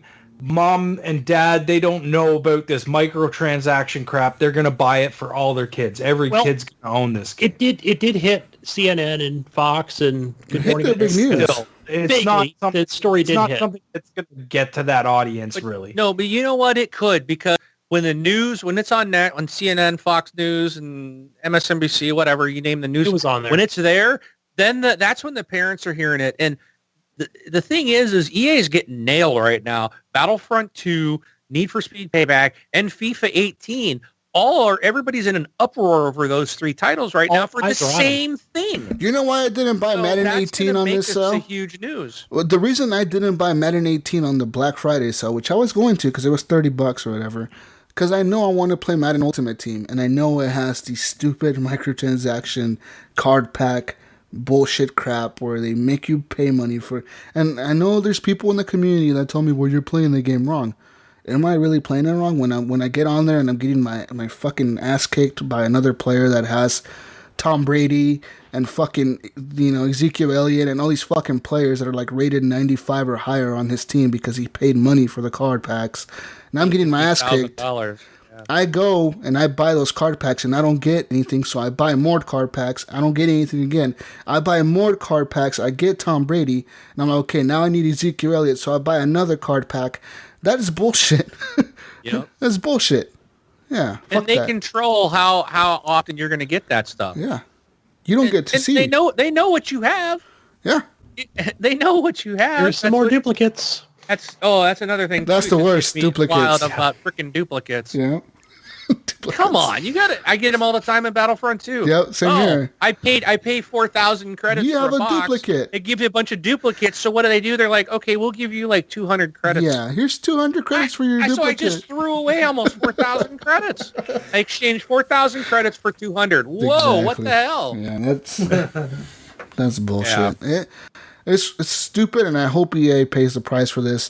I do too. I'm thinking they're going to be okay as a publisher because they have a fucking shit ton of money, but I hope that this fucking CEO gets thrown out. Fuck Andrew Wilson. He's the guy who created this, guys. Remember when I say this. Made him billions of dollars. Yeah. Andrew Wilson. And that's the thing. Was the executive producer of FIFA 2009. He was the guy that went to his boss at EA because they had already scuttled the other license, the UEFA license. They weren't even going to bring back Man Ultimate Team. He's the one that came up with the plan of saying, let's charge gamers to buy these packs. Let's make them pay for these packs. And guess what? Ever since that fucking 2009 game, we've had this shit implemented in every fucking EA game.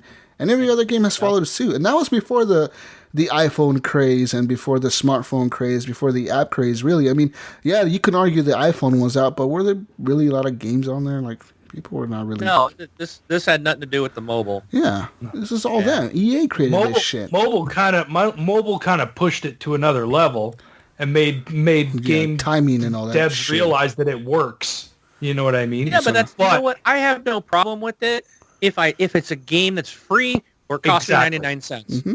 Fine, I'll pay all day for something I didn't have to pay $80 for. Yeah, if I paid 99 cents, if I paid 99 cents and got 10 hours worth of gaming out of this game, then why? And I still want to continue playing it. Yeah. Then why wouldn't I throw the developer a bone and say like, yeah, here's another $2, $3. Give me a card pack or something.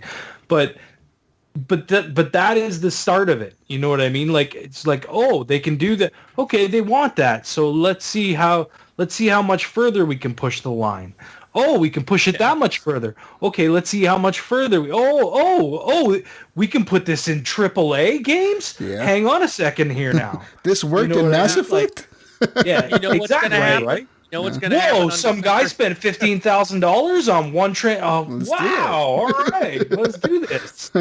I'm going to predict something here on your guys' show. Okay. December 13th, when the free DLC comes out for Battlefront 2, they're also releasing 2 new hero characters, Finn and Captain Phasma. I guarantee that those characters will be free, but they will be locked. Yes. You will have to open them or unlock them with credits. Yeah. I'm telling you, think about it. Rainbow Six Siege does it. Write this down. Right? Rainbow Six Siege does it when they do new characters. Those are locked, right? You have to unlock them. Credits. Right. They're going to do the same thing. They're going to say, we're going to give you these 2 new hero characters free, and that's going to be the line. But when you go in, I'll guarantee it, and I'll let you guys know on the 13th. I'll send you a message. Yep, they're locked. Well, here's another question. You brought up Siege. Do you guys think that Siege does it right where they release? Because, I mean, if you think about it, that game, you bought your base game. $60, okay. For $60, and you got what, like 4 characters or something like that? 12, or was it more than that? 12. Was it 12? Yeah, it was. Yeah. There was a bunch of different teams you could pick, right? And then every year they release what, like 4 more teams? Yeah, so they like come in spurts, right? 8 more characters, yeah. Yeah. Yeah, and I don't think they all came at once. I think it was like... So that's a microtransaction or maybe just a regular transaction on a regular basis or well, no, I guess on a yearly basis. But I think that's a better way to take things than having these microtransactions. I do, because the characters in Siege are not really paid to win. I mean, I can grind. Right, they're not. I can grind and play for like a month and get the 25,000 credits to unlock them for free through the credits in the game, or I can pay for the season pass. But if I'm playing as Thermite, which is a base character, and someone unlocks the Japanese character and they're playing against me, they didn't kill me because their character had a better gun or better gadget. And maybe their gadget helped them, But it was always fair. Like, it's always a fair, balanced and they're always balancing things. So I agree with good. you, Jesus. I agree with you. The thing about you, Battlefront is they added these cards that, like, let's say I unlock a card for Darth Vader, and the card says Darth Vader's, like, the choking power with the Force, where you choke people. It's 40% stronger with this card on. So now I equip this card on, and I have Darth Vader, and then Wingman has Darth Vader. He doesn't have that card on. He has no cards on his Darth Vader. I have a better chance of killing him regardless. If we're both Darth Vader, I still get a better chance of killing him. Right. I totally agree with you. My question was, do you think that Siege is doing it the right way? No, let's just say a little bit better. Only because Siege does have like a ton of DLC. They do. They have tons of microtransactions. Cosmetics, yeah. And I disagree with that. It's better. It's better because the cosmetics I don't give a fuck about. Like in Overwatch, dude, I love the loot boxes in there because I'm always unlocking them. Yeah. And I'm like, oh, cool, a new skin for Tracer, a new skin for Diva, a new emote for this guy. It doesn't change the gameplay of the game. Right. And that's what it has to come down to. But you're good. What EA is trying to do is push that line, like I was saying earlier. They're like, okay, well, if we can make them pay for cosmetics, well, maybe we can make them pay for this. This entices them to be a better gamer, so let's push in that direction and see what happens. And we see what happens because this is what's happening right now, right? It's what happened over the last, I don't know, I would say 7-8 years. I've never had an issue with, these $15 slices of DLC, like Call of Duty, right? Battlefield. Again, with EA, you've got your $50 season pass. I've never had issues with those. Because hey, I know what I'm getting with that $15. The latest Battlefield kind of has me mad that they still have those battle packs because now you only get like one skin per battle pack. Literally one skin, and a lot of the times those skins are really stupid. Like I'm like, why did I pay for premium to have the DLC in this? It's like in Battlefield 4 was way better. The way they did it in Battlefield 4 was way better, and I feel bad for DICE as a developer. Because they're the ones who made Battlefront 2. But at the same time, it's like, you guys completely fucked this up. Like, remember we talked about this about maybe 6 months ago about this direction that EA's going. Like, hey, you're going to get that free. It's going to be that free DLC. And I was even like, oh, this is cool because we were all excited. They're going to make it loot box style stuff. That's fine because I can resist the loot box stuff, right? But you really can't because you got to competitive. But, okay, so we've seen that now with this game. And now it's looking like the same in Need for Speed. Can you imagine Call of Duty making this system into their game where you get the perks and loot boxes? Yeah, I mean, now the way I see it now, I'm like, okay, I'm fine just off the $15 DLC or $50 season pass. I'm cool. I don't know. I don't know. I think the way Siege does it is good enough. Just charge for the characters, man. Like, charge for the content that you might get in the game, like a new character. Like, if they want to charge for Darth Vader, cool, you charge $3 for Darth Vader, but don't charge me for the perks that Darth Vader has. Just give me all of them if I pay for him. Yeah. You know what I mean? Skins, items for characters I don't have. Yeah, they fuck this up. The problem with skins in a Star Wars game is Disney will never be like, make a pink Darth Vader. You can make Darth Vader in a red fucking suit. Like, it's like, no, they're going to be like, no, you don't do that shit. You don't. Yeah. So now EA is, I don't know, hopefully they fucking pay the price for this, and their fucking CEO is a prick. Fuck that guy. Fuck him. I said it. Fuck you, EA guy. Now we're banned from other EA shit. We're never getting any. Tell us how you really feel. Yeah.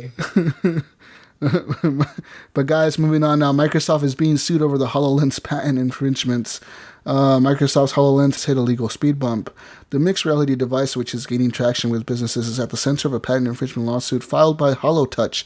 The Connecticut-based company alleges that HoloLens infringes on 2 of its patents, dating back over a decade, relating to its holographic imaging technology.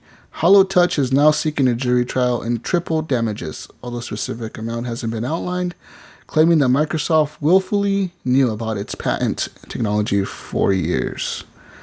In his filing, the company says it first approached Microsoft for a partnership in 2006, but never got a response.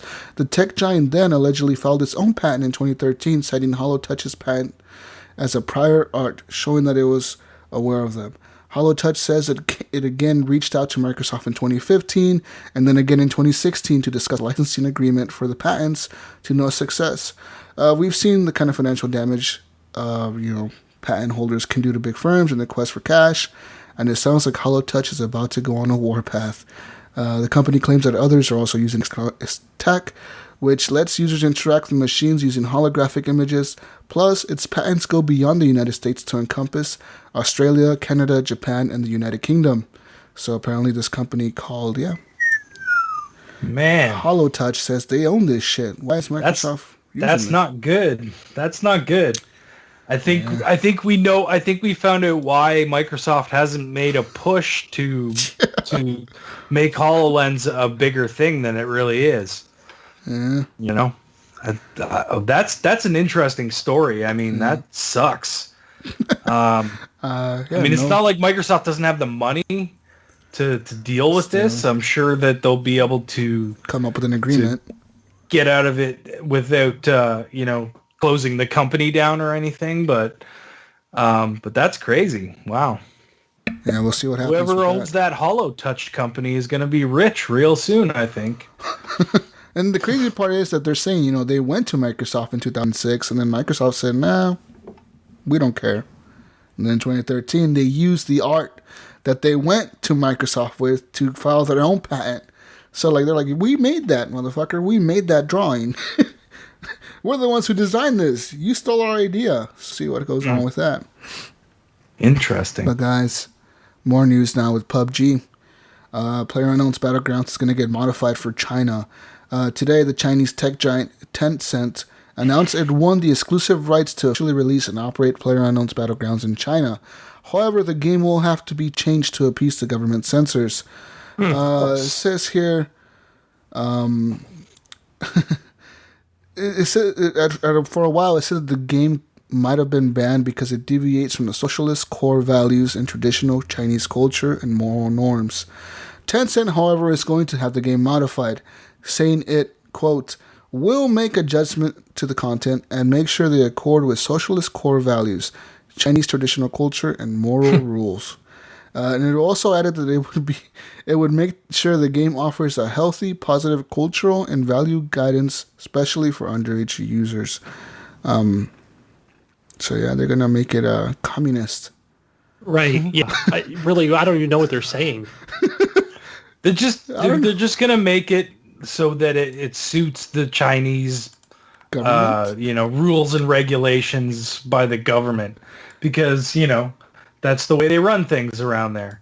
I mean, you got to remember, this is the same place where you couldn't buy a console for a long time until this generation. Yeah. So it's video games have had a way different upbringing in that area of the world, I guess. All right, well, interesting though. Guys, moving on now to some Xbox news, maybe Xbox news, I don't know yet. The guys who made Forza Horizon series, Playground Games, revealed earlier this year that they were planning to open a second studio, with the new non-racing game being developed as going to be actually an open-world action RPG. The newest addition to this project is Sean Eystone, who takes the role of production director at this studio, and he leaves his role as senior producer at Battlefront 2 EA DICE. Prior to this, he spent 10 years working for Kojima Production on various Metal Gear Solid games, including the open world entries such as Metal Gear Solid 5, The Phantom Pain, and Ground Zeroes. But also there's a guy from Rockstar North, a guy who worked on GTA 5, Will Kennedy, who's now going to be the principal combat designer, and Juan Fernandez. So these two guys worked both for Rockstar for 8 years. They worked for Rockstar North, the guys who make the GTA games. And so... Yeah, but wait. The guy from the GTA 5 is doing the combat? Mm-hmm. GTA 5 is not known for good combat. But it's an open world action RPG. But come on, guys. The combat in GTA 5 is not. It's not horrible. Fantastic. It was playable. It was fun. The game was fun. I guess. I guess. But apparently, enough, right? this new studio will be located at St. Albans House, and it's a 17,365 square foot building. The company is planning on a major refurbishment and will begin occupying both ground and first floor, with plans to move into the second floor by the end of 2018. The office will be home to more than 200 employees who will all work on Playground's open-world action RPG. Combined with the established Playground studio, this will bring the company's total headcount up to more than 400. Yeah. So, I'm optimistically excited for this. I think it'll be, I mean, big names there being moved to Playground Games. We'll see what goes on with that. I mean, hopefully they don't have microtransactions in their game. Please don't. Also, I didn't hear you read this, but the senior designer from Ninja Theory's Hellblade is also involved in this. Yeah, a lot of this game's going to look beautiful, whatever it is. Yeah, this sounds really interesting. Guys, speaking of games, Activision game now. Destiny 2 XP, the XP system was discovered to be rigged by players. So last weekend, Destiny 2 had its first Clarion Call event, which gave bonus XP to players when they were joined by at least one of their clanmates. In the wake of that event, some players noticed that the longer they played, the slower they progressed, despite the fact that they were repeating the same exact missions over and over and over. So for example, the first time a player would earn 5,000 XP, they'd see a large chunk of their XP bar fill. The second or third or 15th time they did this, they earned the same amount of XP, so they would earn 5,000 XP, but the bar would go only up a little bit. These bars would give you bright engrams, and Bungie came out and said, we've seen community discussion around XP gain in Destiny. After reviewing our data, we agree that the system is not performing the way we'd like it to. Yeah, right. Today, we'd like to describe what's going on under the hood and talk about what you can expect going forward when it comes to earning XP in Destiny 2. Currently, XP will scale up when playing longer or fixed duration activities like Crucible competitive multiplayer matches and the Leviathan Raid. And XP will scale down when playing activities that can be quickly, repeatedly chained like grinding public events. We're not happy with the results, and we've heard the same from the community. I'm going to keep an eye. Effective immediately, they are deactivating the system, and as a result, players will see XP earn rates change for all activities across the board, but with all values being displayed consistently in the user interface. Over the course of the next week, we will be watching and reviewing the XP game data to ensure that these changes meet our expectations as well as yours. Guys. Hell yeah. Go Bungie. I'm going to keep an eye on my XP bar now. Fuckers. You know they were fucking making that shit so people didn't grind and get those bright rims. Fucking assholes. Yeah, pretty much. Again, corporate mumbo jumbo. Fucking mother. It was never our intention, by the way. Yeah, we didn't know that this was performing. Fucking God. More news, guys. Let me load up this article real quick. This is an article about... What the fuck is this article about here? Gifts for parents who wish their kids played video games less. Oh, what the fuck? What is this shit? What is this? Oh, no one wants to buy these gifts. They want me to go outside and play badminton? No, I don't want to play. Are you serious? Gunny, I don't want to play that. Your kid doesn't want to play that. No. You don't want to play spike ball? What the fuck I can play this, right? Even the little trampoline? No. Video games are cooler, man. Minecraft is cool, not badminton. What is this? The 1800s? Spike ball? I'm going to break something in the house. We probably shouldn't buy this. Are you buying your kid any of these gifts? Are you getting a tetherball? I want to get tetherball. That was fun. Badminton set, or how about this? A basketball arcade game. Like one of those ones with the hoop and the balls come down, throw them in. At a garage, I'd buy one of those. Those were fun. It's only $127, Gunny. How much is it? $127. Buy now. Yeah, it's cheap. You buy now. I buy it. Amazon, you have it? Yes. That electronic from Amazon one would be cool. But the rest of the stuff, I live in the Pacific Northwest. My kids wouldn't be able to use this for about 4 or 5 months when it stops raining. Exactly. So. No, man, you get used to it. People in the Northwest love the rain. Gunny, this thing has 2 hoops. 2 hoops, so you can play with you and your son. You can both shoot at the same time. Does it have it to where it actually goes up and down, like it gives you a difficulty scale? I think they move. Maybe you could get a more expensive version that has fancy one. It's got a little digital counter, so it's counting your score. Yeah. It folds up. Yeah, man. There you go, Gunny. It looks like the the actual basketball court kind of looks like someone drew a penis. Oh, God.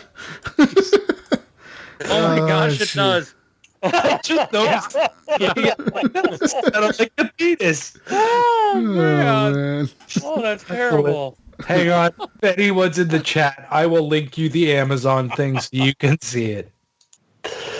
Oh, that's terrible. Oh, yeah. That's funny. I was actually thinking, hey, this would be great for my 2 youngest who both play basketball. Yeah. Nope. Not no more. No.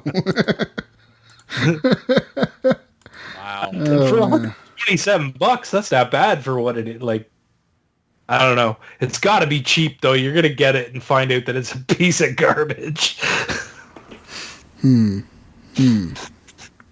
What else we got, Jesus? Guys, more news. Microsoft. If you ever been interested in sharing your Xbox One captures to Twitter or Facebook, you now can. As of 2 days ago, you can now use the fully revamped Xbox One sharing system.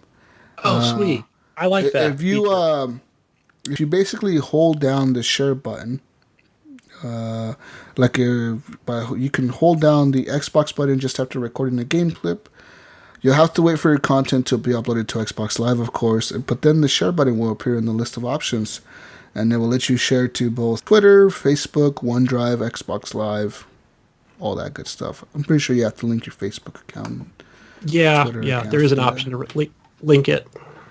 So there you go. And then that was when they did that Facebook thing when you can get those real friends, right? Like, play with these people because they're your friends on Facebook. Yeah, you can see who on your Facebook list has an Xbox Live account. I don't want to play with them. They all have 360s. I'm on the one. Yeah. Guys, moving on to more news. Nintendo's offering gifts to make up for Animal Crossing's issues. Animal Crossing is a game that released recently on mobile devices like Android and iOS platforms. But it had issues. The game released. But thankfully, Nintendo's looking into it and is going to fix the problems. But Nintendo is also offering an apology along with 20 Leaf tickets to the players. That's an in-game currency that you can use. You can buy it, I'm pretty sure, with real money. But everything costs 50 Leafs. Whatever. We'll give you 20, but you need to have 25. Exactly. I guarantee you can't buy shit with that 20 Leafs. Might buy like one loot crate. One loot crate. One loot crate. I see here on the article, former executive at EA who now works at Nintendo of America. No, I'm just kidding. Oh, shit, I was about to say what? But pretty much, this is Animal Crossing Pocket Camp is a simulation game with the classic crafting and building features. You can visit different animals on your campsite. I'm pretty sure you can visit friends on there. You can add friends on the Animal Crossing thing. You can add friends, but I don't think you can visit. I think I remember hearing someone saying that they were disappointed you weren't allowed to visit other people's things. But you can give your friend some bells or whatever. You know what I mean? I totally want them bells. Yeah, get them bells. You know what I'm saying? You got to pay Somnook somehow. Guys, if you missed the Tamagotchi, it's coming back. It's coming back, guys. It's coming back for the toy maker Bandai Namco is remaking the game for a 20th anniversary with a whole new mobile experience. It's called My Tamagotchi Forever. It will feature vibrant new characters that are plenty more fleshed out than pixelated predecessors. It also shows in the trailer a town full of Tamagotchi characters that can interact with each other. How have they not done this already? Yeah, man. Is this like Talking Tom or whatever? Yeah, you remember those little things that were like on the little. You had like the little. It was like a Poké Walker keychain. But it had a little tiny screen on it, and it had a pedometer in it, and you'd like train your little guy, and then you could feed him and pet him and stuff like that. Oh, it was a thing, man, back in the day. It was a thing when I was a kid. Man, but it's coming back. It's coming back, guys. Tamagotchi forever. Sense because your phone has a pedometer. Your GPS, phone can do all everything the shit with this. Like I'm surprised it took till now for this to come out. Why did I fucking think about this? Probably because I don't own the Tamagotchi fucking license. It's Tamagotchi. You can register online to be notified when the app goes live in 2018. But yeah, it will be available on iOS and Android next year. And guys, one last story that'll tell your kids, get you hopeful. This is a feel-good story. A story about hope. So this is a post that we have here on GameFAQs. I don't know why the hell I have a post from 7 years ago, but apparently Zelda saved this guy's life. He says, quote, this is a post. I'm reading the post he wrote. It says, I noticed my drug habits decreased and Zelda games helped me deal with my anger issues. Playing Zelda games steered my life in a positive direction. Before I started playing games, I was a heavy drug addict. I spent all my money from my job on drugs. What a waste. Luckily, I bucked up my ideas and got hooked into video games instead. Since I started playing Ocarina of Time, Majora's Mask, and Wind Waker, and Twilight Princess, I have been cleaning off drugs, which is why I still game to this day. I am a champion.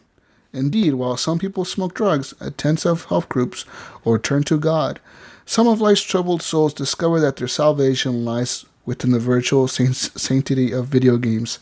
Whether it's going into dungeons and listening to an annoying ball of light, or some chicken hidden spent to ease pain, there's evidence all over the internet of video games having an entirely positive impact on people's lives. Yes, it is true. Video games really can save lives. Amen. Yeah. I agree. Yeah. Jeez, I can't think of the guy's name. Is it Game Over Greggy? I think he made a big speech a couple of years ago about how it really helped him get through a really bad marriage and divorce. Yeah. That was a great speech. A story similar to that is a friend of mine that I know. He owns a game store, and the whole reason he got into doing the whole thing was because when he was going through a messy divorce, his psychiatrist said to him, you need a hobby.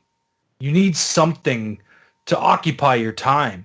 So he started collecting Nintendo games. And now he owns one of the biggest retro stores in my area.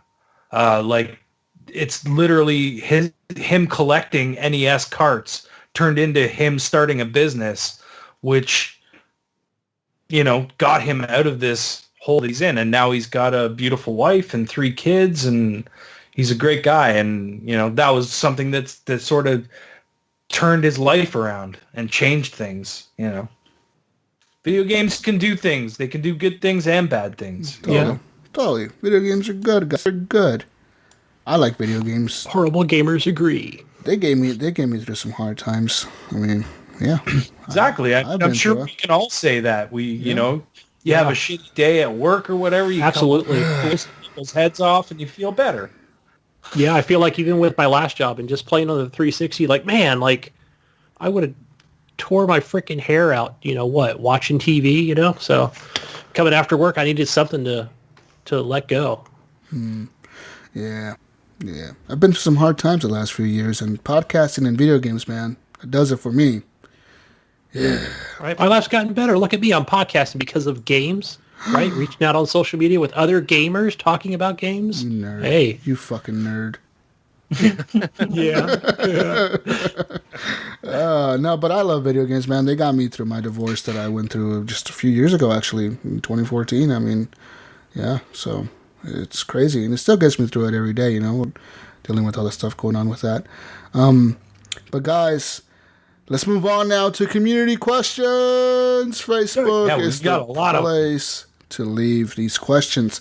You can go to facebook.com, search for Horrible Gamers Podcast. You find our page, then you can see the link to our group and join our group. Also, on top of our group, you will see links to other groups like the TXL group, this Xbox Live. Yeah, join it. Join it, because this Xbox Live is what kind of started this show. I'm not going to lie. Yeah. It's the truth. I mean, we were all there before we were here. Mm-hmm. So it's crazy, Wingman. I've been listening to you for the last fucking 6-7 years now. I'm sorry. God, it's crazy. Wing, you and VGO were my first 2 video game podcasts I ever listened to. Cool. I think TXL was like the first video game podcast I listened to. Huh? Yeah, I think it was. Because I listened to TXL, and that got me on Achievement Hounds. And I was also listening to VGO at the same time. And those were the first podcasts I downloaded on my BlackBerry. And that was the first time I ever had... That was the first time I ever even like had a podcast app on a phone. And I was like, what is this? And then I started... Well, I'm into Xbox. The only reason I found podcasts... And that's how you guys came up. Is because I typed Xbox in and I got this Xbox Live. How long has the show been going for, Mark? 10 years. I think we're... we started out under a different name, but somebody owned that. It was Xbox Podcast. We actually own that domain now, so Xbox Podcast actually goes to us. But that started out probably about 10 years ago with a guy named Kyle and myself. Yeah. Kyle is known as Moronic Cow, who so him and I, and then Brun joined us like in episode 5. And we did that for about, I think I left around 68, 69 episodes. Basically, we all left. And that show ended up folding. They tried to replace us. And the whole group of podcasts that quote company had fell apart after we left. And so Brun wanted to just do blogging. So he was trying to come up with names, and he was asking me a bunch of different names. And I'm like, dude, I think this Xbox Life is cool. I like that. And so, and he had left kind of, so then I was like, Kyle and I are going to leave. We're going to leave because he left before us. He just got burned out. And then Kyle and I left for different reasons. So we came over and kind of convinced Brun to do a TXL podcast. And so he tried to leave podcasting, and he's still stuck with it today. And we've been doing that, I think, for probably 8 years now. I think we're going on with TXL. And it's, and we, Kyle left to do Achievement Hounds. And I brought Rob, he's actually my best friend from high school. We've been best friends for a long time. I brought him on, and the 3 of us do TXL. And we've been doing it all along. So, yeah, it's been a long time. But we enjoy it. It's like, I mean, we do it as a hobby, Yeah. That's the thing. We don't, we're not getting paid for it. We're not bought out by Microsoft. People will ask us stuff, or people get mad at me because, hey, you're supposed to be a Xbox guy. And I'm like, I am. But it doesn't mean I'm drinking the Kool-Aid. If there's something about it I don't like, I'm going to say I don't like it. Because I don't get paid by Microsoft to give people a line of PR marketing spin. Mm-hmm. You're hearing my personal thoughts, and you may not agree with me, and that's okay. Yeah, and that's part of what right. That's part of what I always liked about your podcast, man. It's a very honest podcast. We love the Xbox, even when we're hating on it. It's because we love it so much, and we want them to fix what we were aggravated by. Yeah. So, but yeah, you guys were my first podcast that I listened to. I think back in 2011, 2010. And I joined your guys' group in 2011, and so I think it was like as soon as you guys made it, I joined it a few weeks later, and I was like, oh, hey, get to finally talk to these guys. And it was fun, man. It was fun getting to, from there to creating this podcast to having you as a guest on our show now. That's fucking awesome. Actually, it's cool to see. Just like Achievement Hounds spun off from us because Kyle took that and brought in 2 other listeners of our show to do Achievement Hounds. And now you guys formed this one. It's cool because it's like, I feel like that proud parent. I think Brun and Rob feel the same way. We've got these to other, like children, if you will. Can we call you daddy? You're not our kids, but it just kind of feels that way from a podcasting standpoint. We're proud. We're proud of you guys. Totally get that. To take it one step further, Wing, actually, now that I think about it, this Xbox Life inspired the first show that I was on, sort of by name, because we were called Our Xbox World, and I kind of came up with that thinking about your podcast. Now that I think about it, yeah, and that was a long time ago, man. Yeah, yeah. I think I started listening 5-6 years ago because I remember I had an Android phone at the time, and now I've actually been a Patreon to this Xbox Live for the last year. Oh, you're paying them and you're not paying us? What the fuck? Well, yeah, I know, right? Gunny, pay us. He's paying you with his time. We should be on Twitch. I give away gold, Wait a minute. He pays you with his time, too. He watches you every week on Twitch. Hey, Gunny, we're going to have you on the show with us tomorrow. We're going to bring you on.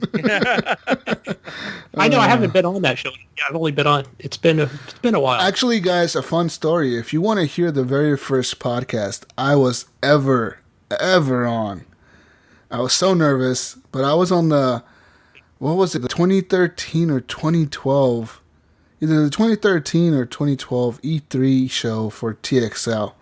And I was so fucking nervous. I was like sweaty palms and everything, man. I was like, oh, I'm going to be on a show with these guys. And I remember, like, it was awesome. Cause I got I was on in 2016, and I remember Brun just saying, all right, Headley, you're going to start off the show. And I was like, I can't. I was so nervous. I think it was the Xbox One reveal that I was on, and we were all talking about the Xbox One, what our thoughts were about it, and how... what we thought, about what we saw during that E3, because that was the E3 where the Xbox One, the next generation of gaming, was coming in. That was pretty wild. Such a long time ago.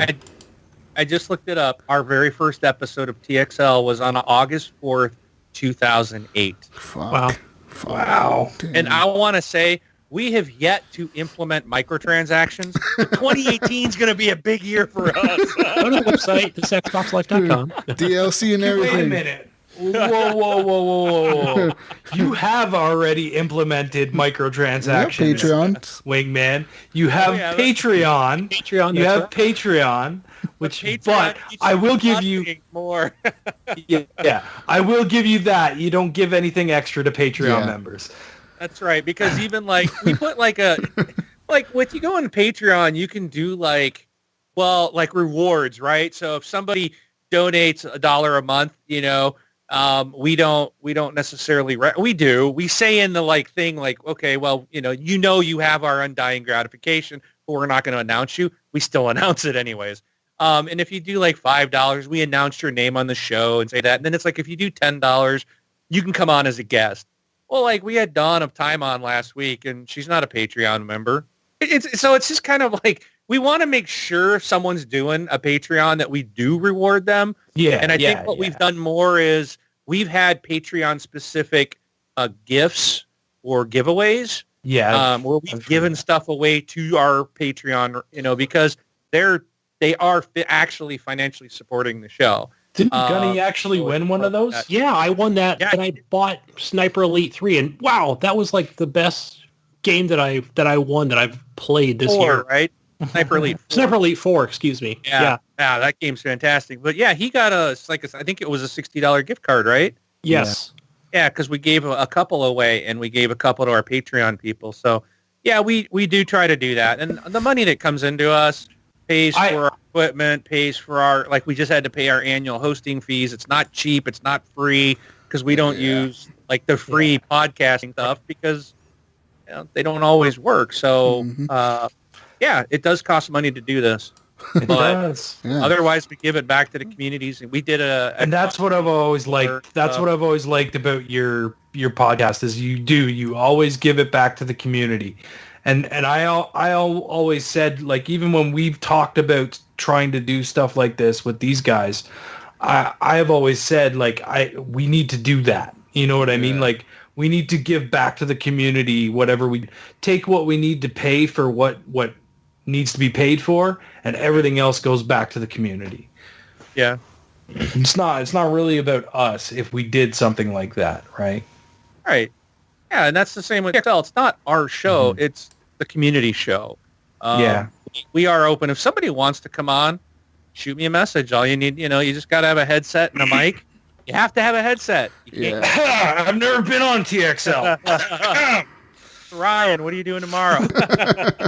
No, you know what? We talked about this before, and then you had Jesus on after I talked to you about it.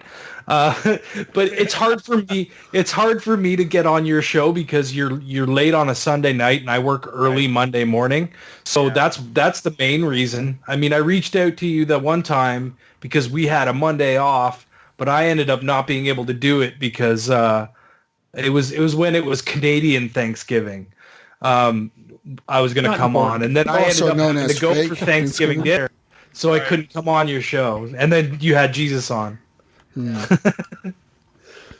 Yeah, we do need to get you on, Ryan. Absolutely. Absolutely. So, like I said, I will let you know the next time I have a Monday off or something when I can do it, and we'll do it for sure.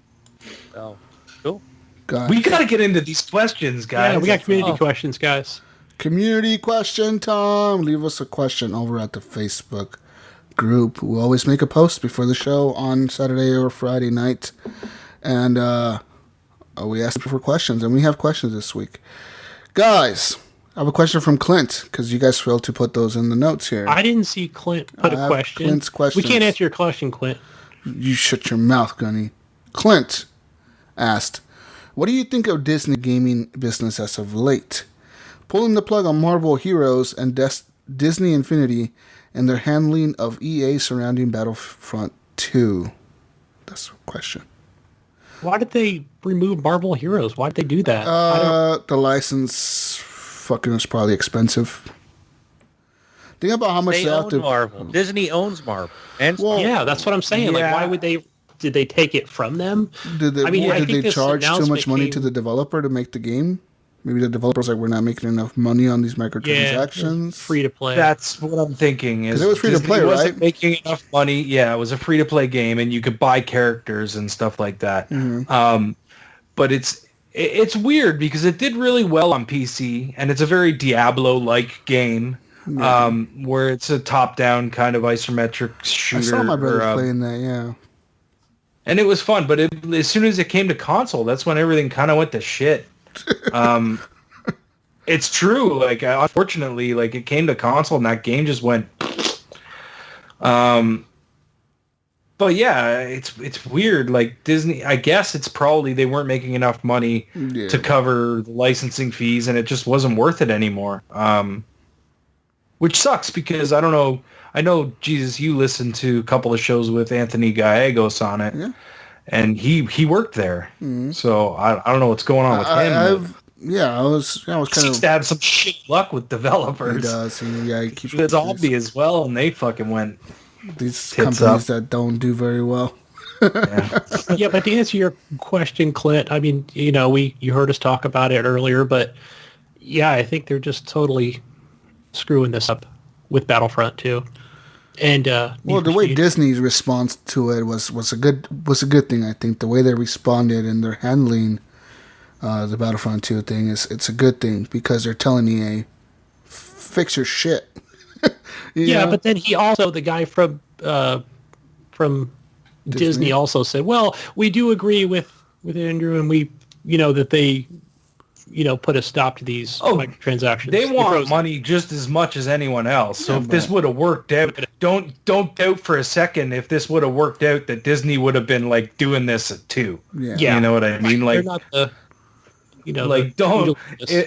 If there wasn't such a backlash, Disney would be right behind this, pushing it along, going, "Yeah, bring us the money." Yes, As far as Disney Infinity, I think that just didn't work out for him because it cost too much money to make those figures, man. Those little fucking 3D fucking figures and shit. I don't know about that. I think Disney Infinity just like it came out too late. I think.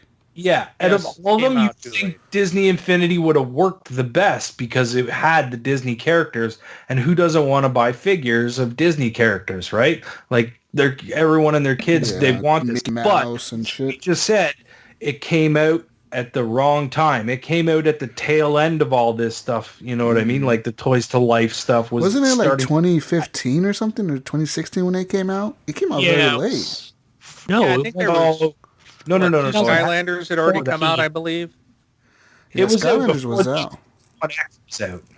Yeah, but it came out, I would say maybe 2016, early 2016, late 2015 maybe. No, Disney Infinity? No, it came out earlier. Really? Yeah, because I remember my kid was...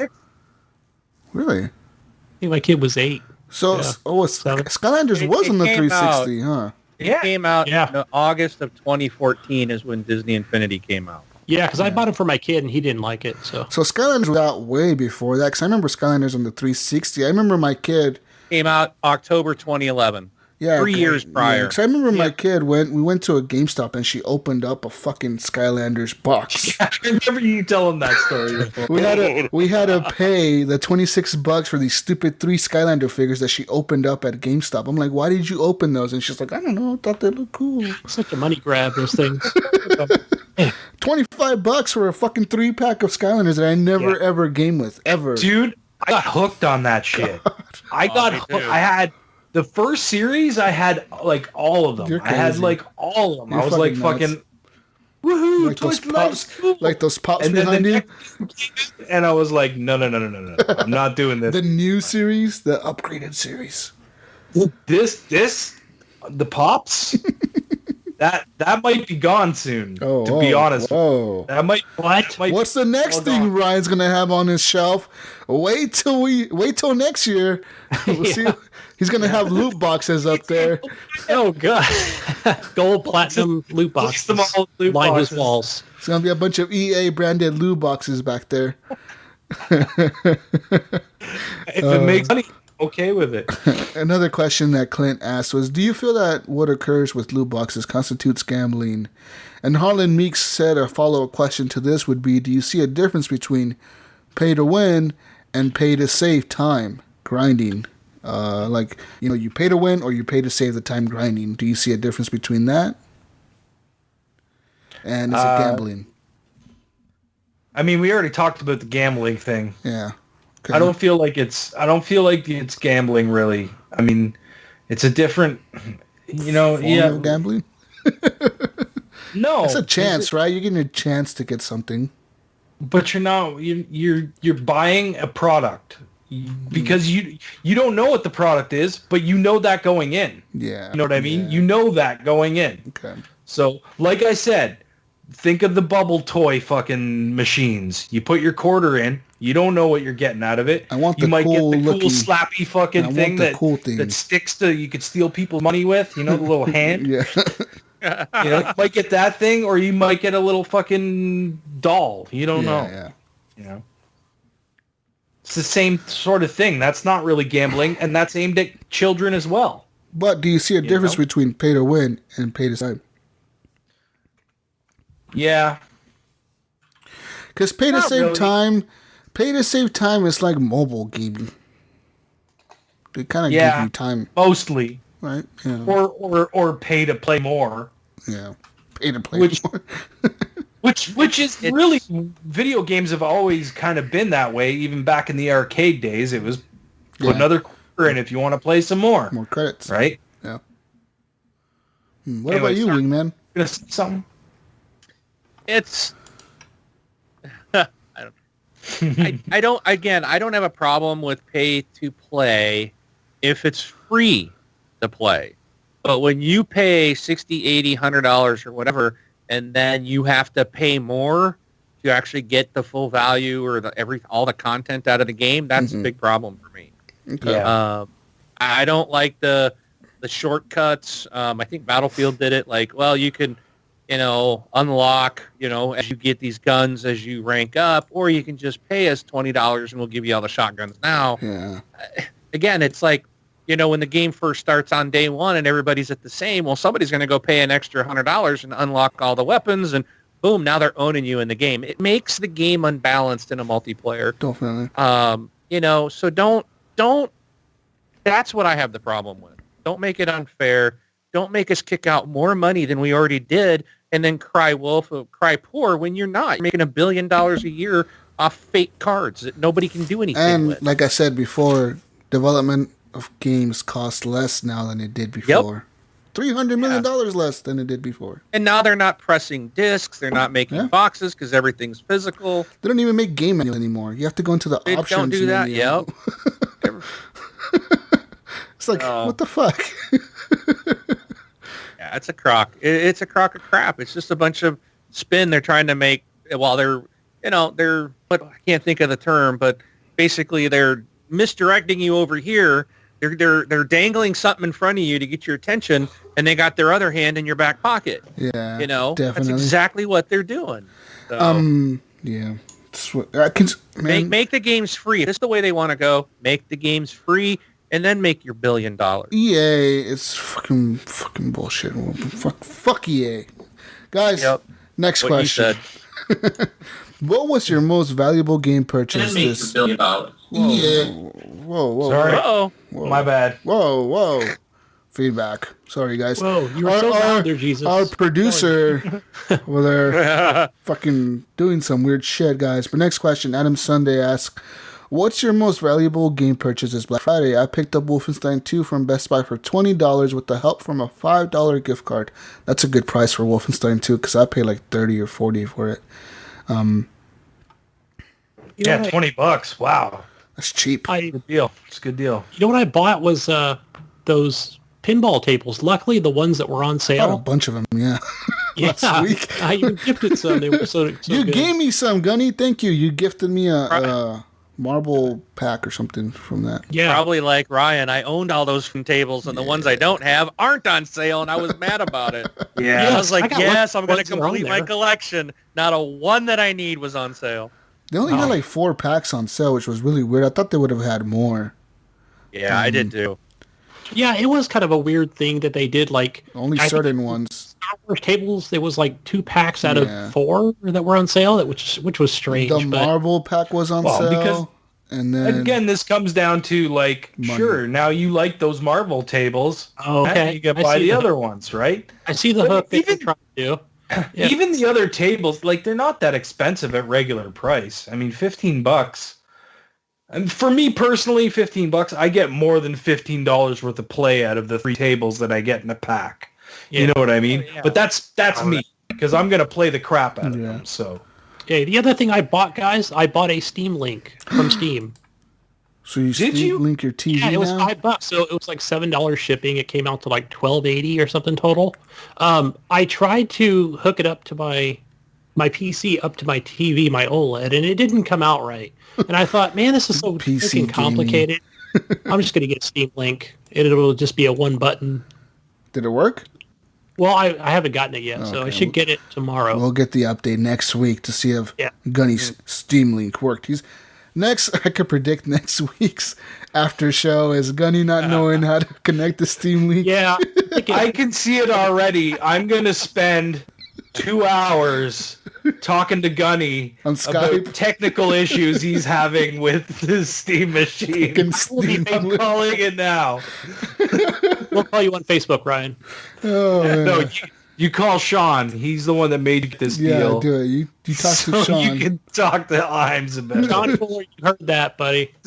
I'm gonna I'm wake kidding, Gunny. I will help you if I can figure out what's wrong. I'm just joking. I personally picked up Wolfenstein 2. I got it for $40 on the Xbox Live thing because it was $30 for the base game, and like for 10 more bucks, you got the deluxe edition, which came with the season pass, and the season pass was on sale for like another $15. So I was like, it just makes sense to buy the $40 game if you're gonna get the season pass.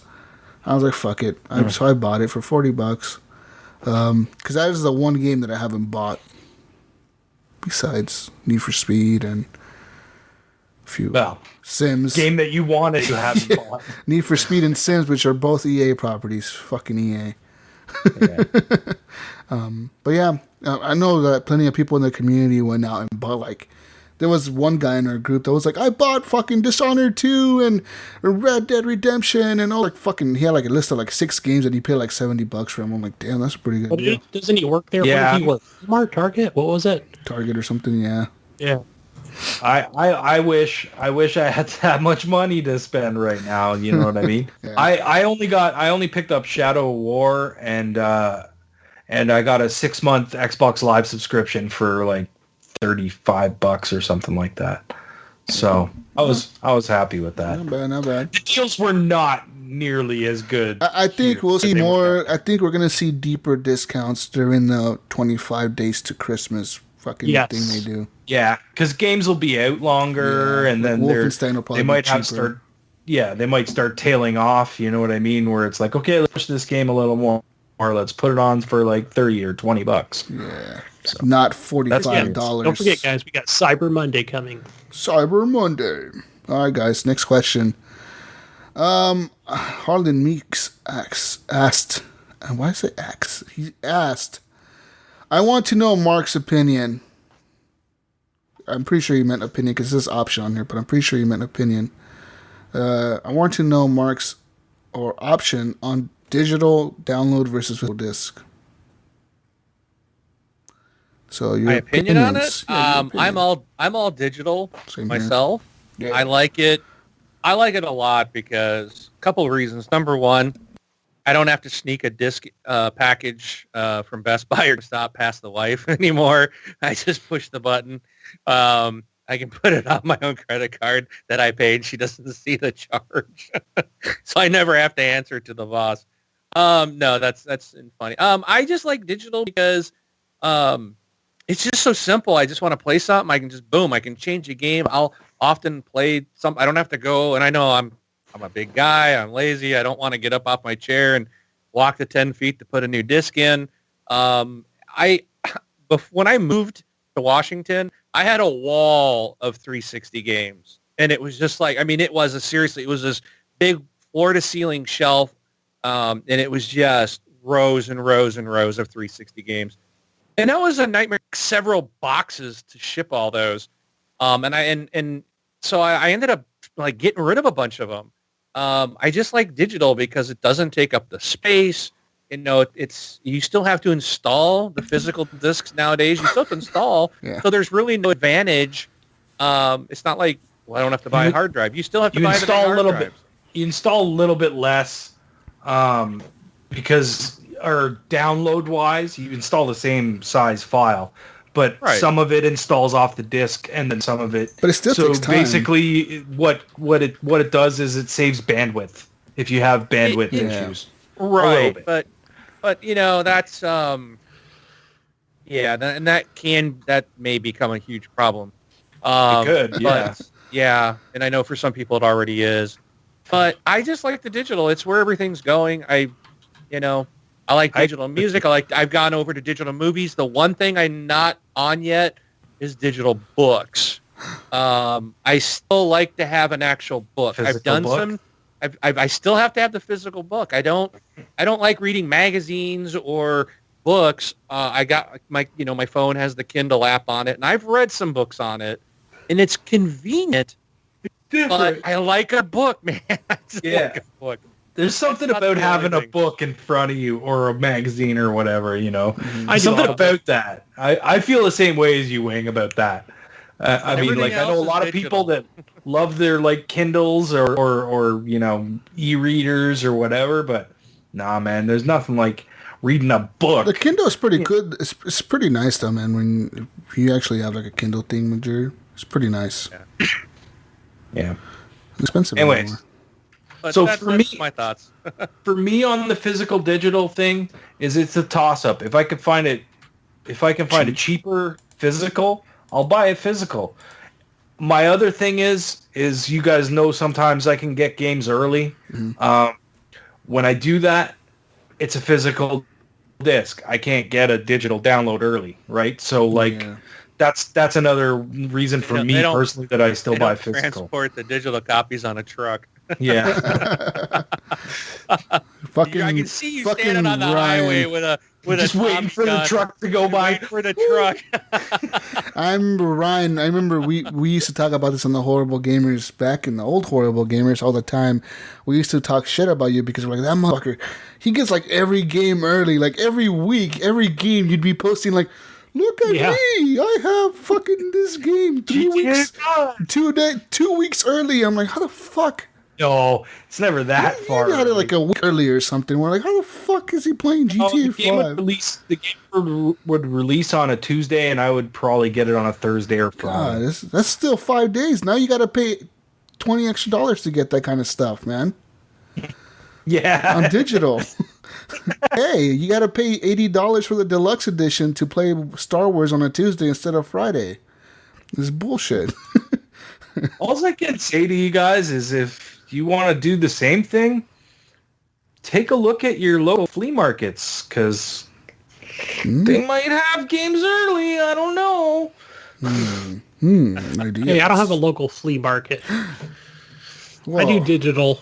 Well, except for this last. But yeah, but I agree with you also, Wing, about digital. It's like so convenient. I love digital. I love, you know what I mean? I love not having to get up and put a disc in. You don't know how many times whenever I'm playing a physical game, I'm like, I want to change to something else, and I'm like, oh my God.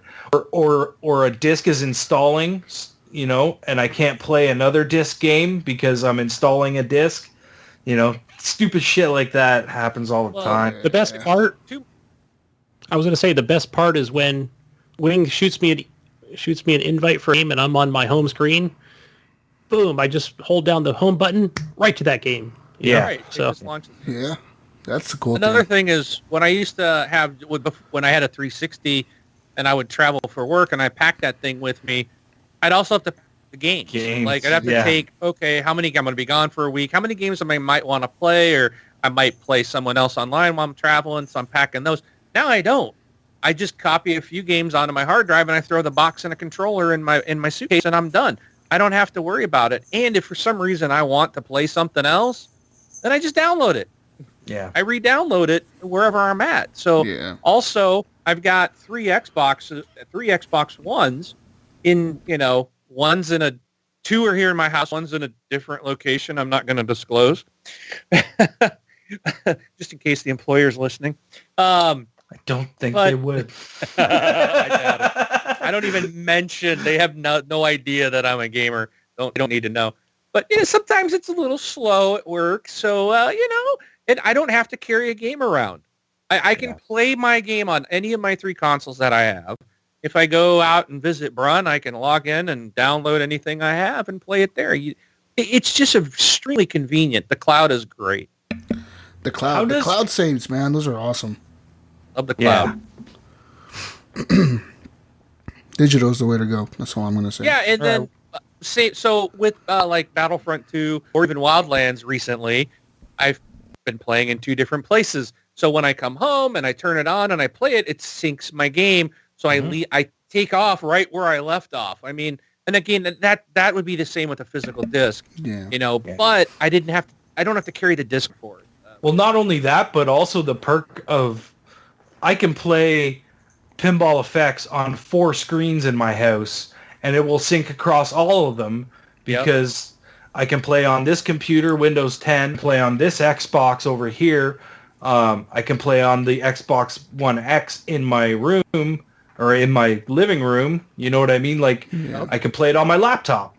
I can move it all over across all of them, and because it's digital. So Play Anywhere is a big reason to go digital as well. I mean, game sharing is another reason. Yeah, that too. But that's with a friend. Yeah, I mean that's another, and that's a big thing for me too. Is like I buy a lot of physical games still, but I would prefer to buy a digital game. The reason I buy a physical copy is the reasons that I have. So. Yeah. But if I could, I would go all digital.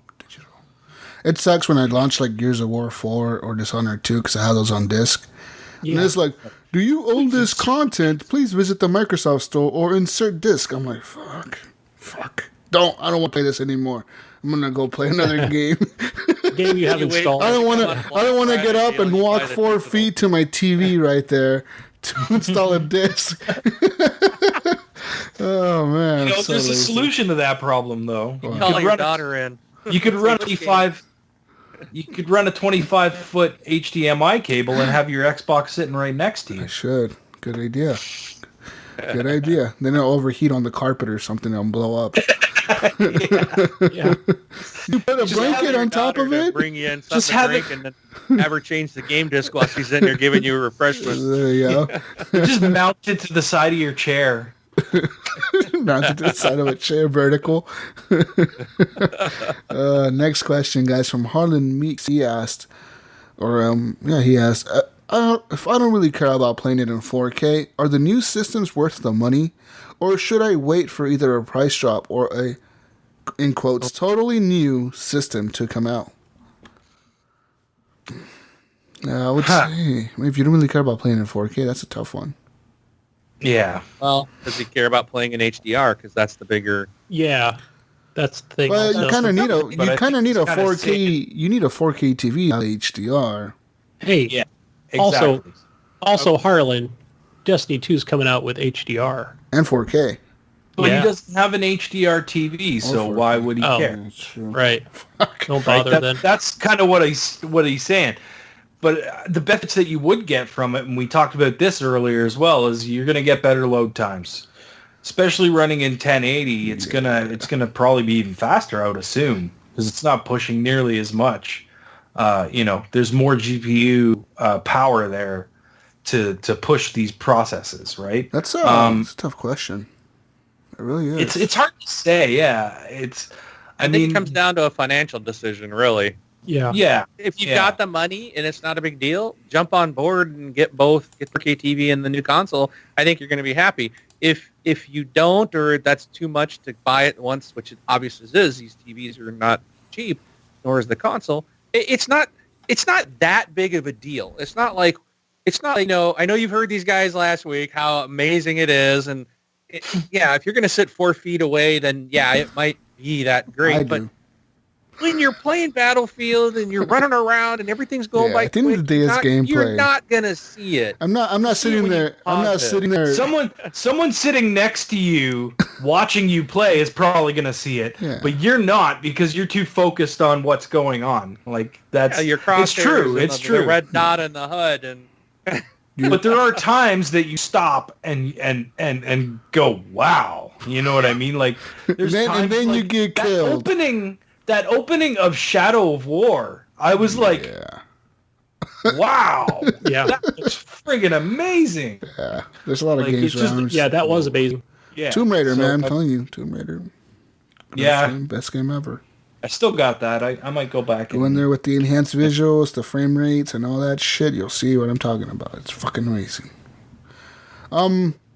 We got to push through these. I don't know though, man. Like I say, fucking. My rump's getting sore, man. I've been sitting here for 4 hours, guys. I'm not used to this. We 3 hours now. 2 hours. We got to do less than 2 hours. So. I would say if you're not really worried about the 4K, wait for the price drop. It's gonna happen next year. You know it is. Yeah. No, $50 and $100 4K TVs will probably be cheaper as well, so you'll have that. Yeah. If you don't have the money, Harlan, then wait. Yeah. Harlan also asked, guys, in your opinion, is the video game rating scale obsolete? Because most kids 9 through 17 have cell phones with internet access where they can pretty much view whatever they want. So like the M rating, I don't think it's obsolete because it still informs the parents of what is in that game. You know what I mean? Yep. And the thing is it's only physical copies that have that. Right. Digital copies don't have a rating. So maybe it is becoming obsolete. No, I don't. No. I think you're wrong. Digital copies are good. The game itself has the rating, whether it's digital or physical or not. But if you go on the Microsoft store, you show me where there's a EULA. Or not a EULA, ESRB. It usually says on there. Is there a rating on there? Booting it up right now. I don't think there is. I always thought like on the 360 Research PS3 Live. it showed this game is not rated. Remember it used to show that? Yeah, I think it shows rating that's at the beginning of like a trailer or whatever. So you'll see that when a trailer's starting to play. But when you go into the store to purchase a game, there's no ESRB rating. What? No way. I'm pretty sure Not on a digital game. Not on Steam, not on PSN, not on Xbox Live. What the fuck? I'm almost positive of that. But physical copies have to have it. It's law. Yeah. A physical copy has to have that rating on it. Yeah, and I don't think it's obsolete. I think because, again, we're self-regulated, right? Let's listen up, EA. We're self-regulated. We don't want the government stepping in trying to decide what game I should play and which one I shouldn't. Whoops. It's there. Oh, it is Xbox there? mute. Xbox mute. Crap. Sorry, guys. I hope you can't hear that. Yes, it is. Need for Speed Payback is rated teen. It's listed right there on the. Oh. You go to the page. Oh, well. There you go. Huh. You're wrong, Canadian. So in the U.S. anyways, it's Yeah, I was just going to say, maybe I should turn on my Xbox and check myself. But no, Because I don't remember seeing it. It's not I obsolete, don't though. need to revisit it yet. No, it needs to be there. It's there for a reason. I mean, like, even though most people ignore it anyways, Yeah. you know. I feel like... YouTube. I feel like moving forward, parents are getting more and more educated about video games, especially with this new EA shit that's like been all over the news recently. And it's just like they're paying more attention to these things, I think. Jeffrey Rittner says, Mark, I want to know why you're so against pushing X to pick up ammo and armor in Wolfenstein. If I remember correctly, you're a huge Borderlands fan, except for the last one. Essentially, it has the same mechanic. I honestly think it's the best first-person shooter single-player story mode we've had in a while. The only reason I bring this up is you took another jab at the game on a recent show. Great show, keep it up. Love TXL as well. Listen every week to both. Thank you, Jeffrey. Hey, Jeff. You know, I think I take the jab because I'm taking a jab at Rob, who loves the game. I'm ribbing my best friend. I'm not necessarily ribbing the game, but I will say, when I played Wolfenstein, so not Wolfenstein 2 or New Order or Old Blood, the one that came out right before that, I played part of it. For me, I just didn't like it. There was something about that, and it's been so long, I really don't remember exactly what it was, but I probably was used to playing games. You just run over the ammo and you'd pick it up, and it was like I run over it, and oh wait, I got to stop and pick it up, and I think there was something more of like you had to. It was probably like you had to be perfect in a certain spot to pick it up. And it's like, I'm in a fast-paced shooter. I don't want to, let me stop and make sure I'm positioned exactly correct and hit the big blue button. And I think it was more like that. And it was a style of game I think I just didn't really care for. It is more of I feel like the game play, the way of the kind of, you got to run in a circle.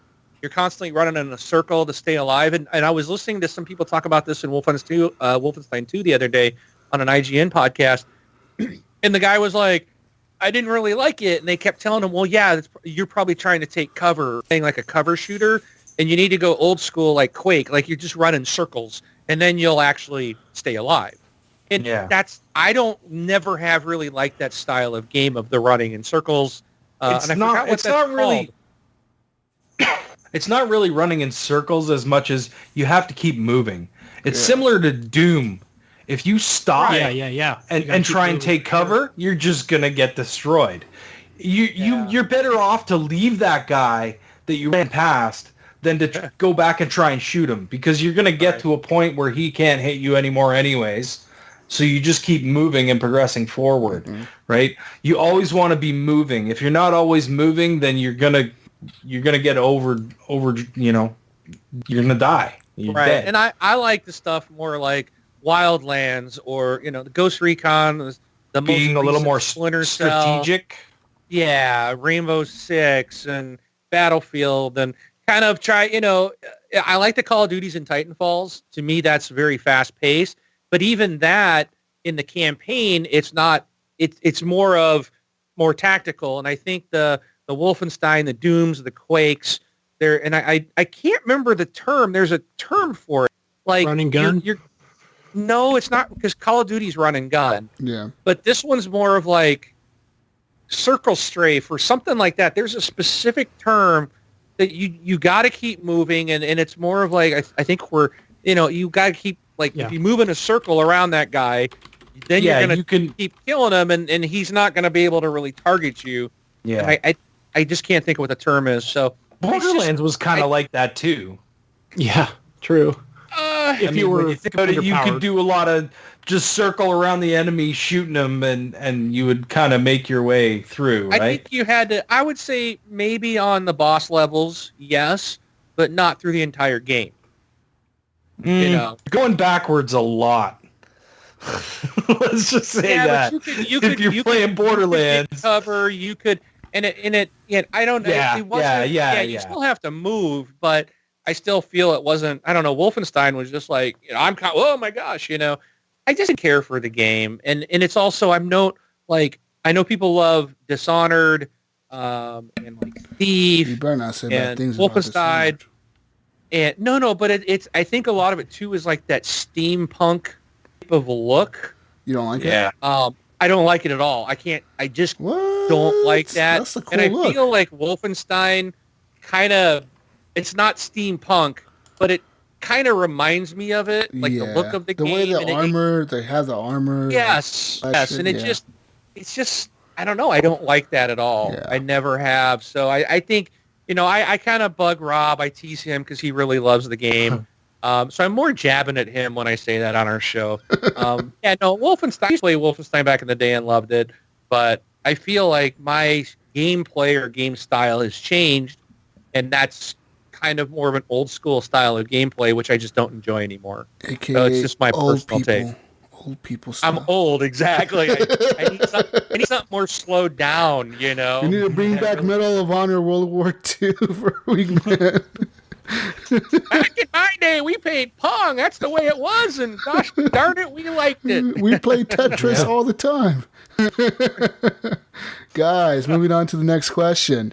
In the wake of recent events with EA, we as gamers have a serious concern when it comes to DLC and microtransactions, Robert Sullivan says.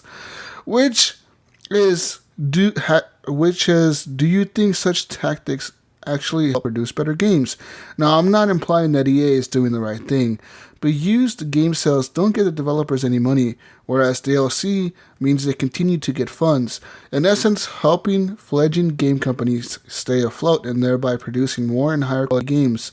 That being said, did you catch a lot of bullying for having the last name Cox? Or were there more high fives? Okay. Well, after today, I'm saying fuck EA, man. Like, just the way they did the way they've done this since 2009, 2007 actually, but they've actually monetized it in 2009. It's just messed up, dude. They're not actually producing better games. And they're not. They're just taking more out. More games. They're just trying that suck more money out of you. If they were producing better games, we would be looking at a visceral Star Wars game with Amy Hennig produced. Instead, that got canned because there's no microtransactions in it. Yeah. So no, they are not producing better games. Yeah. I don't believe that they are.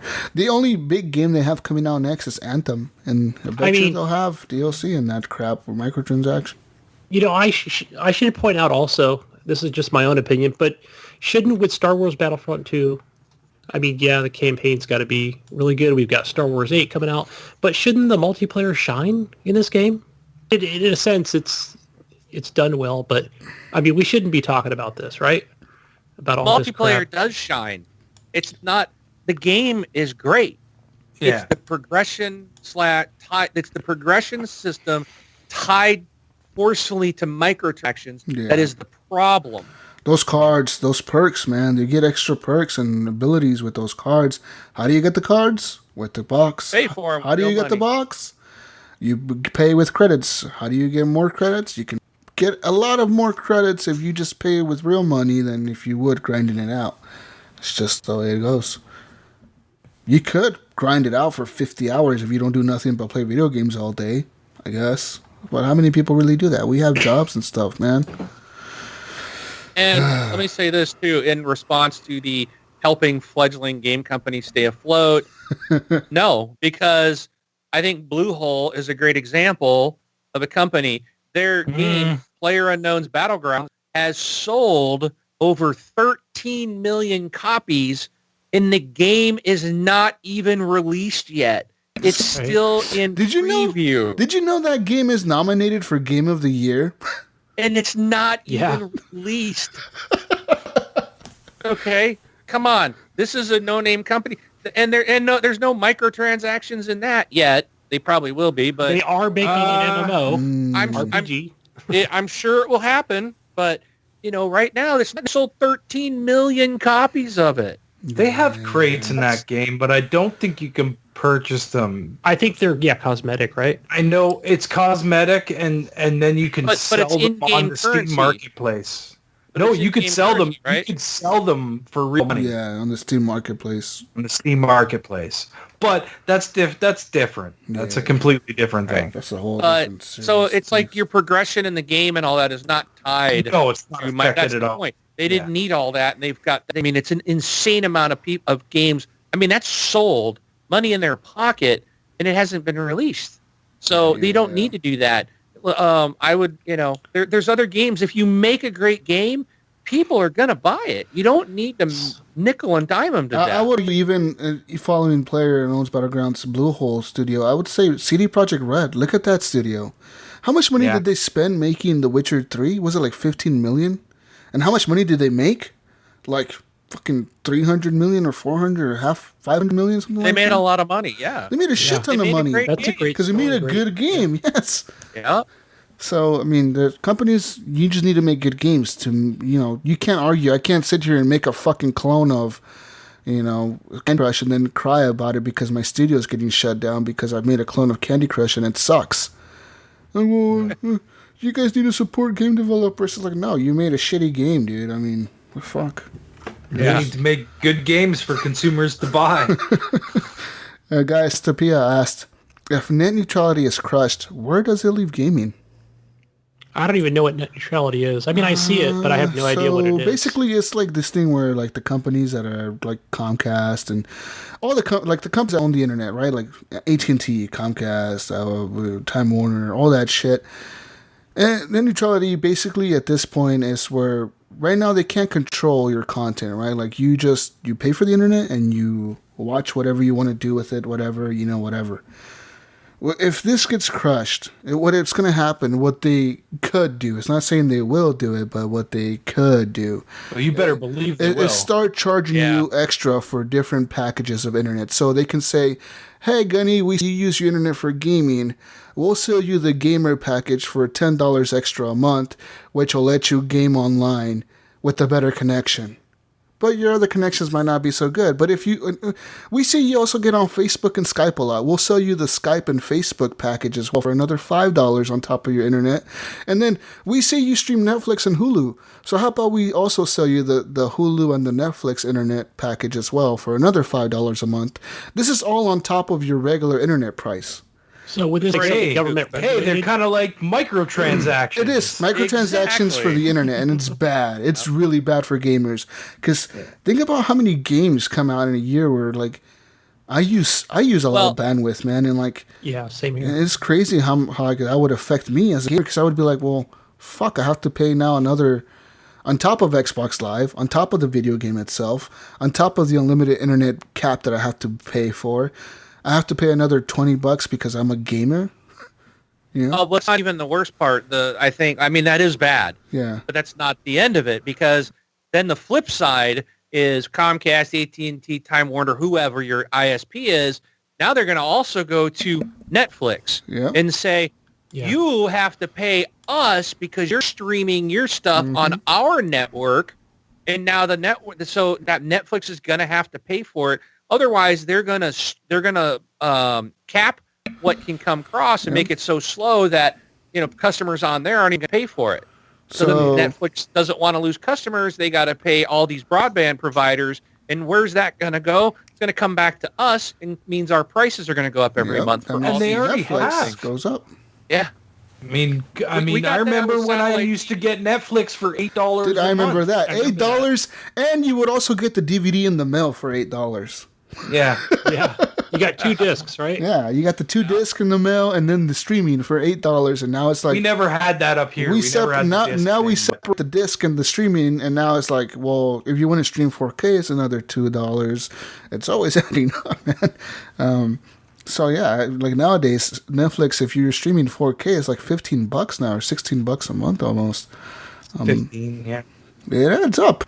And it doesn't cost them any more to have a 4K version or a standard definition version or 1080p. There's no difference in cost for them. It's just which file are you going to stream? Oh, you paid us more money, so we'll let you watch this one. And they're all sitting on the same server. It's bad for gamers if this net neutrality stuff doesn't, it doesn't hold up, because right now the FCC is going to try to they already said they're going to get rid of it again. And I'm not sure is there countries around the world that have this issue right now? I mean, I think I've seen posts where people from Australia and New Zealand are saying they have this issue, but I'm not 100% sure if it's true. I'm just saying if it does happen here in the US, you bet your ass we're going to see prices increase on internet, usage of certain fucking services like Xbox Live, Netflix, Hulu, even music on the phone, Pandora, Spotify, all the shit you stream on your fucking phone, all that's going to go up. So be ready. And that would probably work out through places like your T-Mobile, AT&T. Yeah, they're going to charge you more because you're using the internet. It would all tie in. Hey, you have us and you're using it.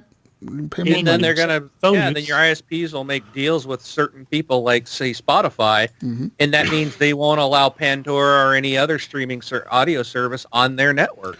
And that means the consumer has no choice. It's taking our choice away again. And you mentioned about Australia. Yeah, you mentioned about Australia. We had we had 2 brothers on from Australia on our show one time, and they were talking about the insane amount of money they pay. And they're really slow at how expensive it is. It's insane down there. They basically are paying. They'll pay more of the cost. So if they go to download a game, they pay the high price of the game, and they'll pay almost equal the same amount of money just to download it. Wow. So their games are doubled in price. Fuck that, dude. I mean, I always complain about how expensive it is up here. In Australia, it's fucking insane. Yeah, it's crazy. It's just ridiculous. Yeah, so I mean, they have a lot of other rules too, that are different. Certain games don't get released there because they're too violent or they have a too high of a rating or whatever. Yeah, I mean, it happens all the time. Mortal Kombat, I think, got banned. I think they had to make a special version of it or something like that just to have it released out there. Yeah. So I don't even know how Wolfenstein 2 got released on there. That shit has a lot of gore in it and it's all fucked up. DeShantel Wright asked, "Is Jesus Antonio Gonzalez, that's me, ever plan on getting a PC? I think you would like Total Warhammer. Since you like city building games. If not, have you tried Halo Wars? Gaming PC, I don't know. I kind of don't want to. I'm a console gamer, man. I like just fucking getting on my shit and turning it on. And if I get into PC, I'm going to get too much into the stupid graphics cards and all that shit. I don't want to. Cha-ching. Yeah. Money, man. No, I don't want to do I got a GTX 1060 and I paid everything out the door was $2,000. And how much do you game on your PC? Yeah, not as much as Xbox. Yeah, I bought a gaming rig and don't use it. There you go. Answers my question. I have a but it's got its perks. 1070 in mine, and I probably paid around $1,700 for my gaming PC, and I see more on my Xbox, especially now that I have an X. Yeah, no. I mean, it's got its perks. Like, for example, when I see certain things coming on, when I say, hey, this is coming out on Xbox, I'm like, I played that 3 months ago, 4 months ago I played that on PC. Yeah, but no thank you. Yeah. No thank you, Gunny. You keep your PC, Gunny. You keep it. I love my PC. When you're done with it, you can sell it to me for $12. Yeah, then give me $580, I'll get a GTX 1080i. You need to save that Patreon money you're giving to TXL and Hey, shut up. Shut up. Hey, how long would that take me? Oh, man. Thomas Klosek asks, since we are a community of gamers, has there been any thought of doing a game of the month you guys decide on or come up with and we vote for to play for the month together as a community? Yeah, we thought about that. It's hard as fuck to get fucking... Not everybody has everything, and everybody's on different things. Rough. Everybody's hard. Trust me, I get online all the time. If you guys want a game with me, just invite me. Shit, I'll play whatever. Yeah. You know the games I have, I talk about them. It's like almost every fucking game on Xbox. So, yeah, just invite us. Yeah, like within the community, there's little groups within the community, There right? is little groups. We have the Destiny group going together. One. There's a Battlefield one. There's a Call of Duty one. There's the fucking, there's the people that play like the single player games. There's the people that play the pinball. There's the people that play all kinds of different games. It's just get on. Just talk to those people that are talking about it. That's what the community is for, right? Yeah. Hop in the community. What's someone talking about? Jump on, start talking to them, and you'll find a group of people that you can play with. That's sort of the whole point of this. We talked about doing the pinball community thing. That would be so much easier to do because there's an in-game tournament that you can create. Yeah, and on top of that, pinball is free. Well, you know what I mean? No, well, the main table. That's the problem with doing the pinball tournament is like, okay, who owns what tables? How, we got to figure out who has or how many people have a single table, right? Yeah.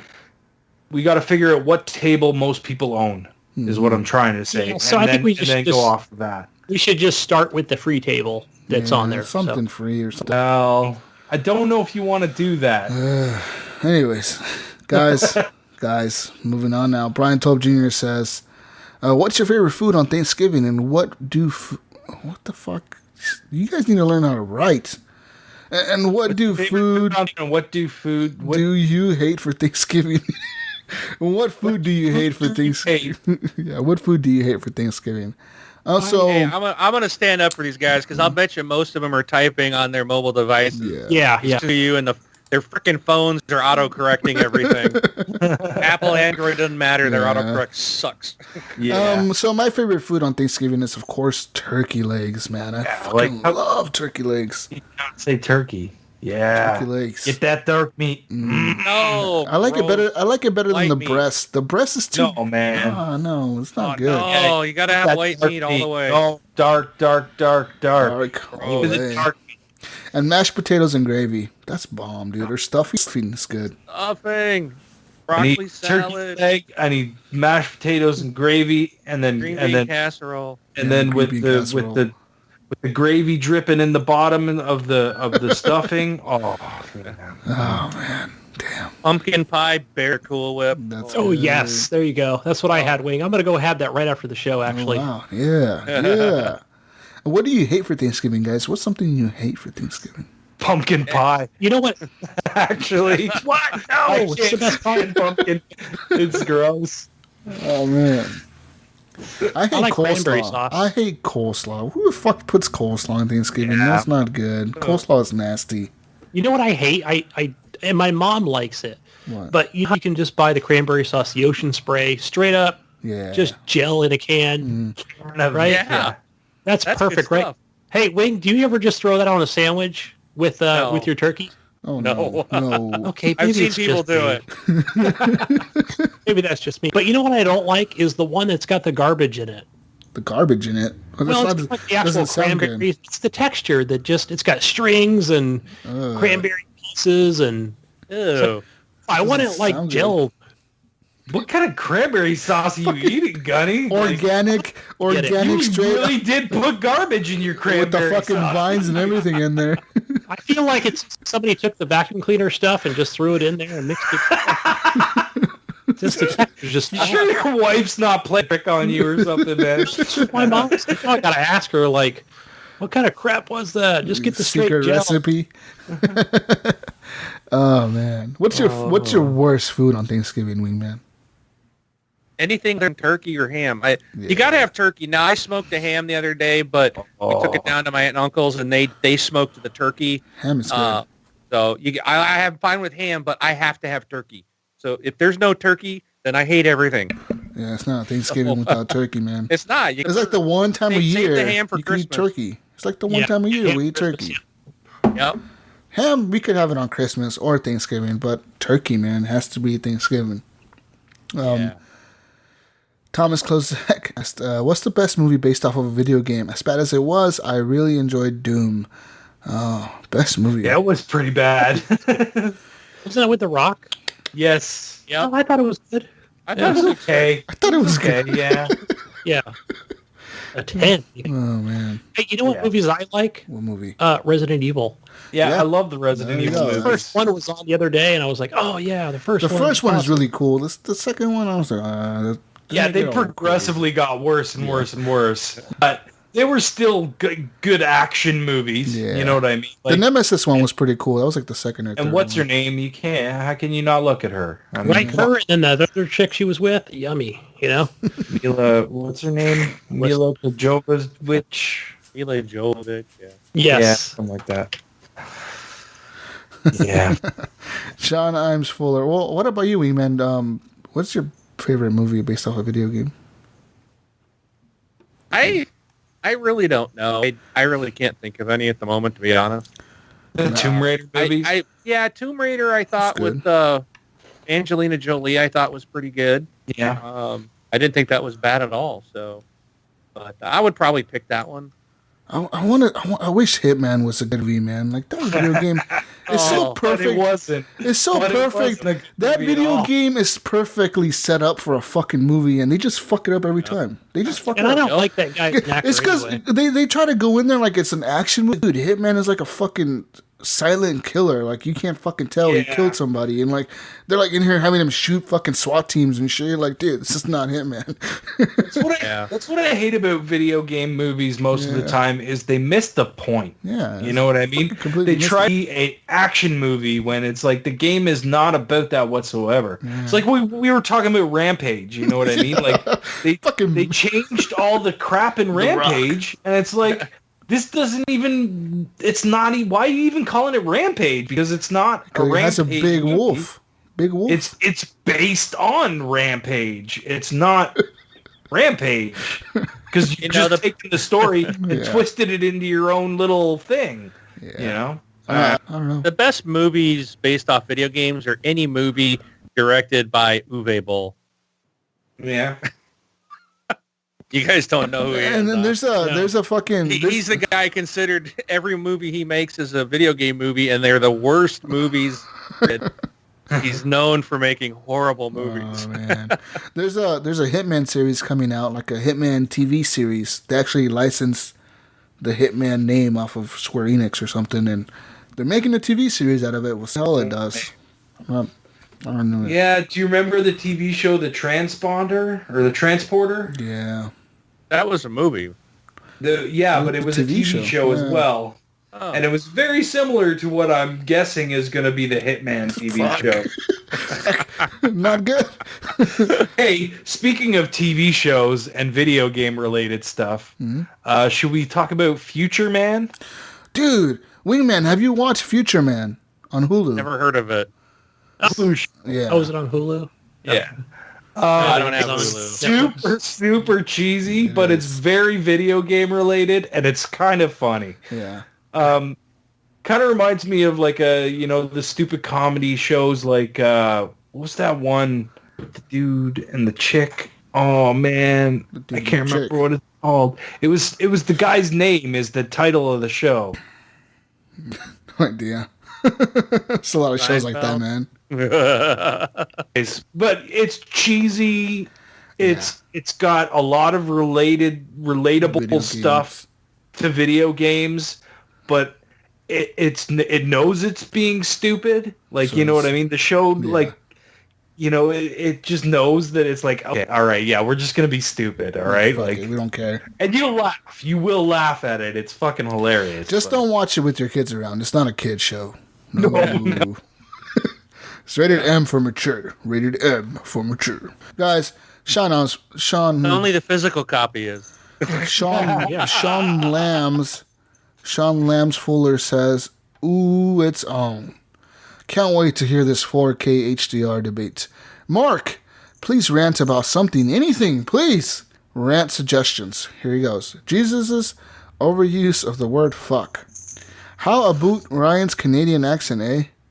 Or Gunny's lack of dealing with customer service and getting what he paid for on his PC parts.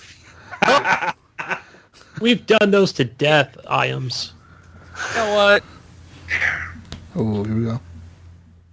Screw Sean Iams, okay? Who the hell is he to tell me that I gotta come on here and rant just for his freaking amusement? Why to insult Ryan or Gunny or Jesus just for his amusement? Screw you, Sean. I'm out of here. Oh, fuck. Oh, he left, dude. He physically left. If you're watching this on Facebook, he left. That was that. That was a good one. That was awesome. I hope I didn't blow everybody's ears out. I'm sorry No, if I did. I was trying to stay far enough back.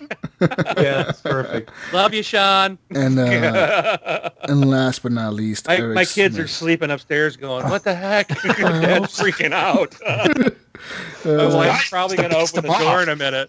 My wife's probably going to open the door going, what is going on? Eric Smith, last but not least, I think we already answered this. He said, "What are loot boxes a way of gambling?" Chad Brown replied to him, "Only if you pay for them." It's a good answer. So we talked about that. But guys, you can always leave questions for us over at the Facebook Horrible Gamers Podcast community group. We also have a page, Horrible Gamers Podcast. That's the page. You like it, and you will see us go live on there every week. Saturday around 6 p.m.-ish Pacific time, around there. You'll see us live. Me, Ryan, and Gunny with our guest. Today was Wingman709 from this Xbox Live podcast. Arguably one of my favorite podcasts out there, because it's, like you guys said, it's no bullshit, man. Like, you guys don't sell out to other fucking companies or whatever. Like, you don't have Phil Spencer holding the puppet strings, telling you guys what to say, you know. And I appreciate that. Your honest opinions really matter. If Phil wants to send us some money, I'm more than happy to say anything they want me to say. How many X's do you want us to sell this month? I can be bought, just so you know. And Rob and Brun have stated the same. We're all for sale. We're all for sale. They're paying that other old guy. What's his name? Major Nelson. They're paying him to do that right now. Yeah. But guys, with that being said, this is the end of the show. You can find me on Xbox Live, Gamertag, Jesus Walks a Lot. I'll be playing a lot of games this week. I'll be playing more Star Wars Battlefront. More of the other games that I mentioned this week. I'll be playing more Wolfenstein, of course, Assassin's Creed Origins, Battlefield, usual stuff, Titanfall probably, and all their other shooters. I need to get back to Call of Duty World War II to see if that'll hook me. It hasn't so far. The campaign was fun, but the multiplayer's lacking, I think. But yeah, find me on there. Go find me on Steam and Xbox Live under Gunny Chief. I'll be still playing Assassin's Creed and Destiny 2, maybe some Battlefield as well. Yeah. What about you, Ryan? You can find me on X5, PSN, and Steam under Gib8777. And I'll probably be playing more pinball, more Shadow of War. Maybe tomorrow, some more Sea of Thieves, maybe, hopefully. That would be fun. And yeah, that's find me. What about you, Wing? Let them know where you can be found. All right, I'm Mark, known as Wingman709. You can find me at thisxboxlife.com on the podcast. And you can also find me online at Xbox Live, pretty much about anything and everything I can afford to play. So if you want to hit me up for some Wildlands or, I don't know, Battlefront 2, those are the two things I'm really playing right now. Fortnite, I do want to play some, guys, some of you, we need to do some Battle Royale. Yeah, let's do that. We need to get on some Battle Royale, if you're on tomorrow or tonight after this, I'm going to get on and game. And if you're on tomorrow, I'll game tomorrow with you. We'll play some Fortnite. Okay. Yeah, I'd play. Yeah. I even need to get back into the regular game, but I'm on. There you go. And thanks for having me on, guys. Appreciate it. Appreciate you coming on. Thank you for coming on. Yeah, thanks for coming. We appreciate it. And guys, that is it. We're done. Peace out, Brussels sprouts. We'll see you on the next week's edition of the Horrible Gamers podcast. And we're out. We're out. Brush your teeth and go to bed. Bad.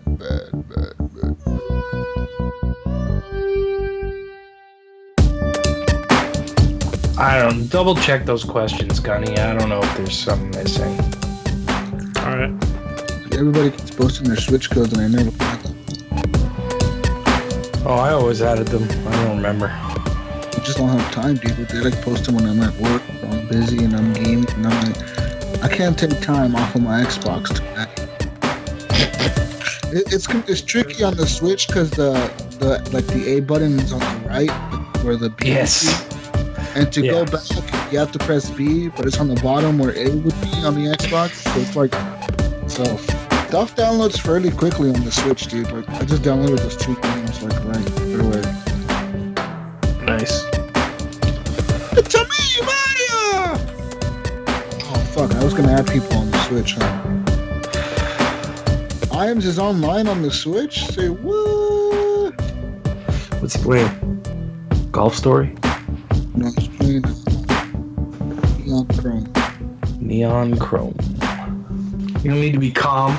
You need to get hyped up, brah. It's very soothing music. You don't need soothing music.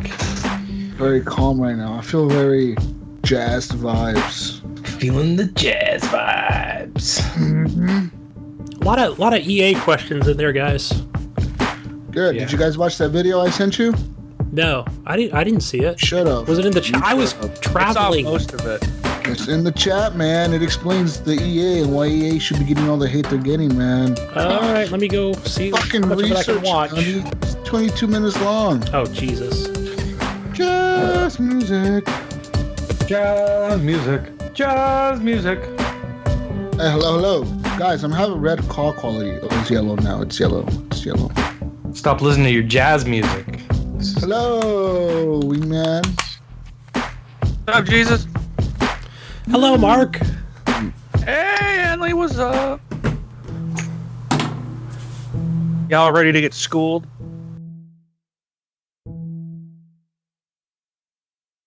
I'm tired of commenting as horrible gamers.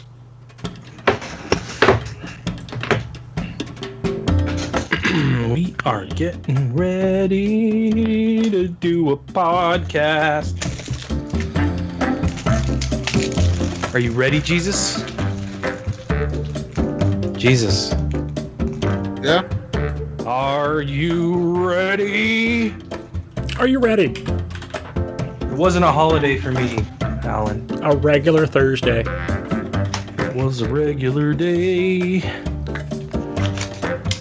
Fuck, I can't comment as myself. This is so frustrating, dude. Yeah. Oh, wait. What if I can do it? Oops. There's a little button. You just click this little button right here. Oh, wait. I got it right here. Yeah. No, So I got it here I'm now. not watching it. Since I'm I'm not doing it watching from it here. on the computer. I'm watching it on my phone. Let's see. Oh, there it is. On me now. But I can't do it from the iPad. What up, Harlan? Hey, Buttercup. How you doing, honey? How you doing, sweet thing? You know we do like we do.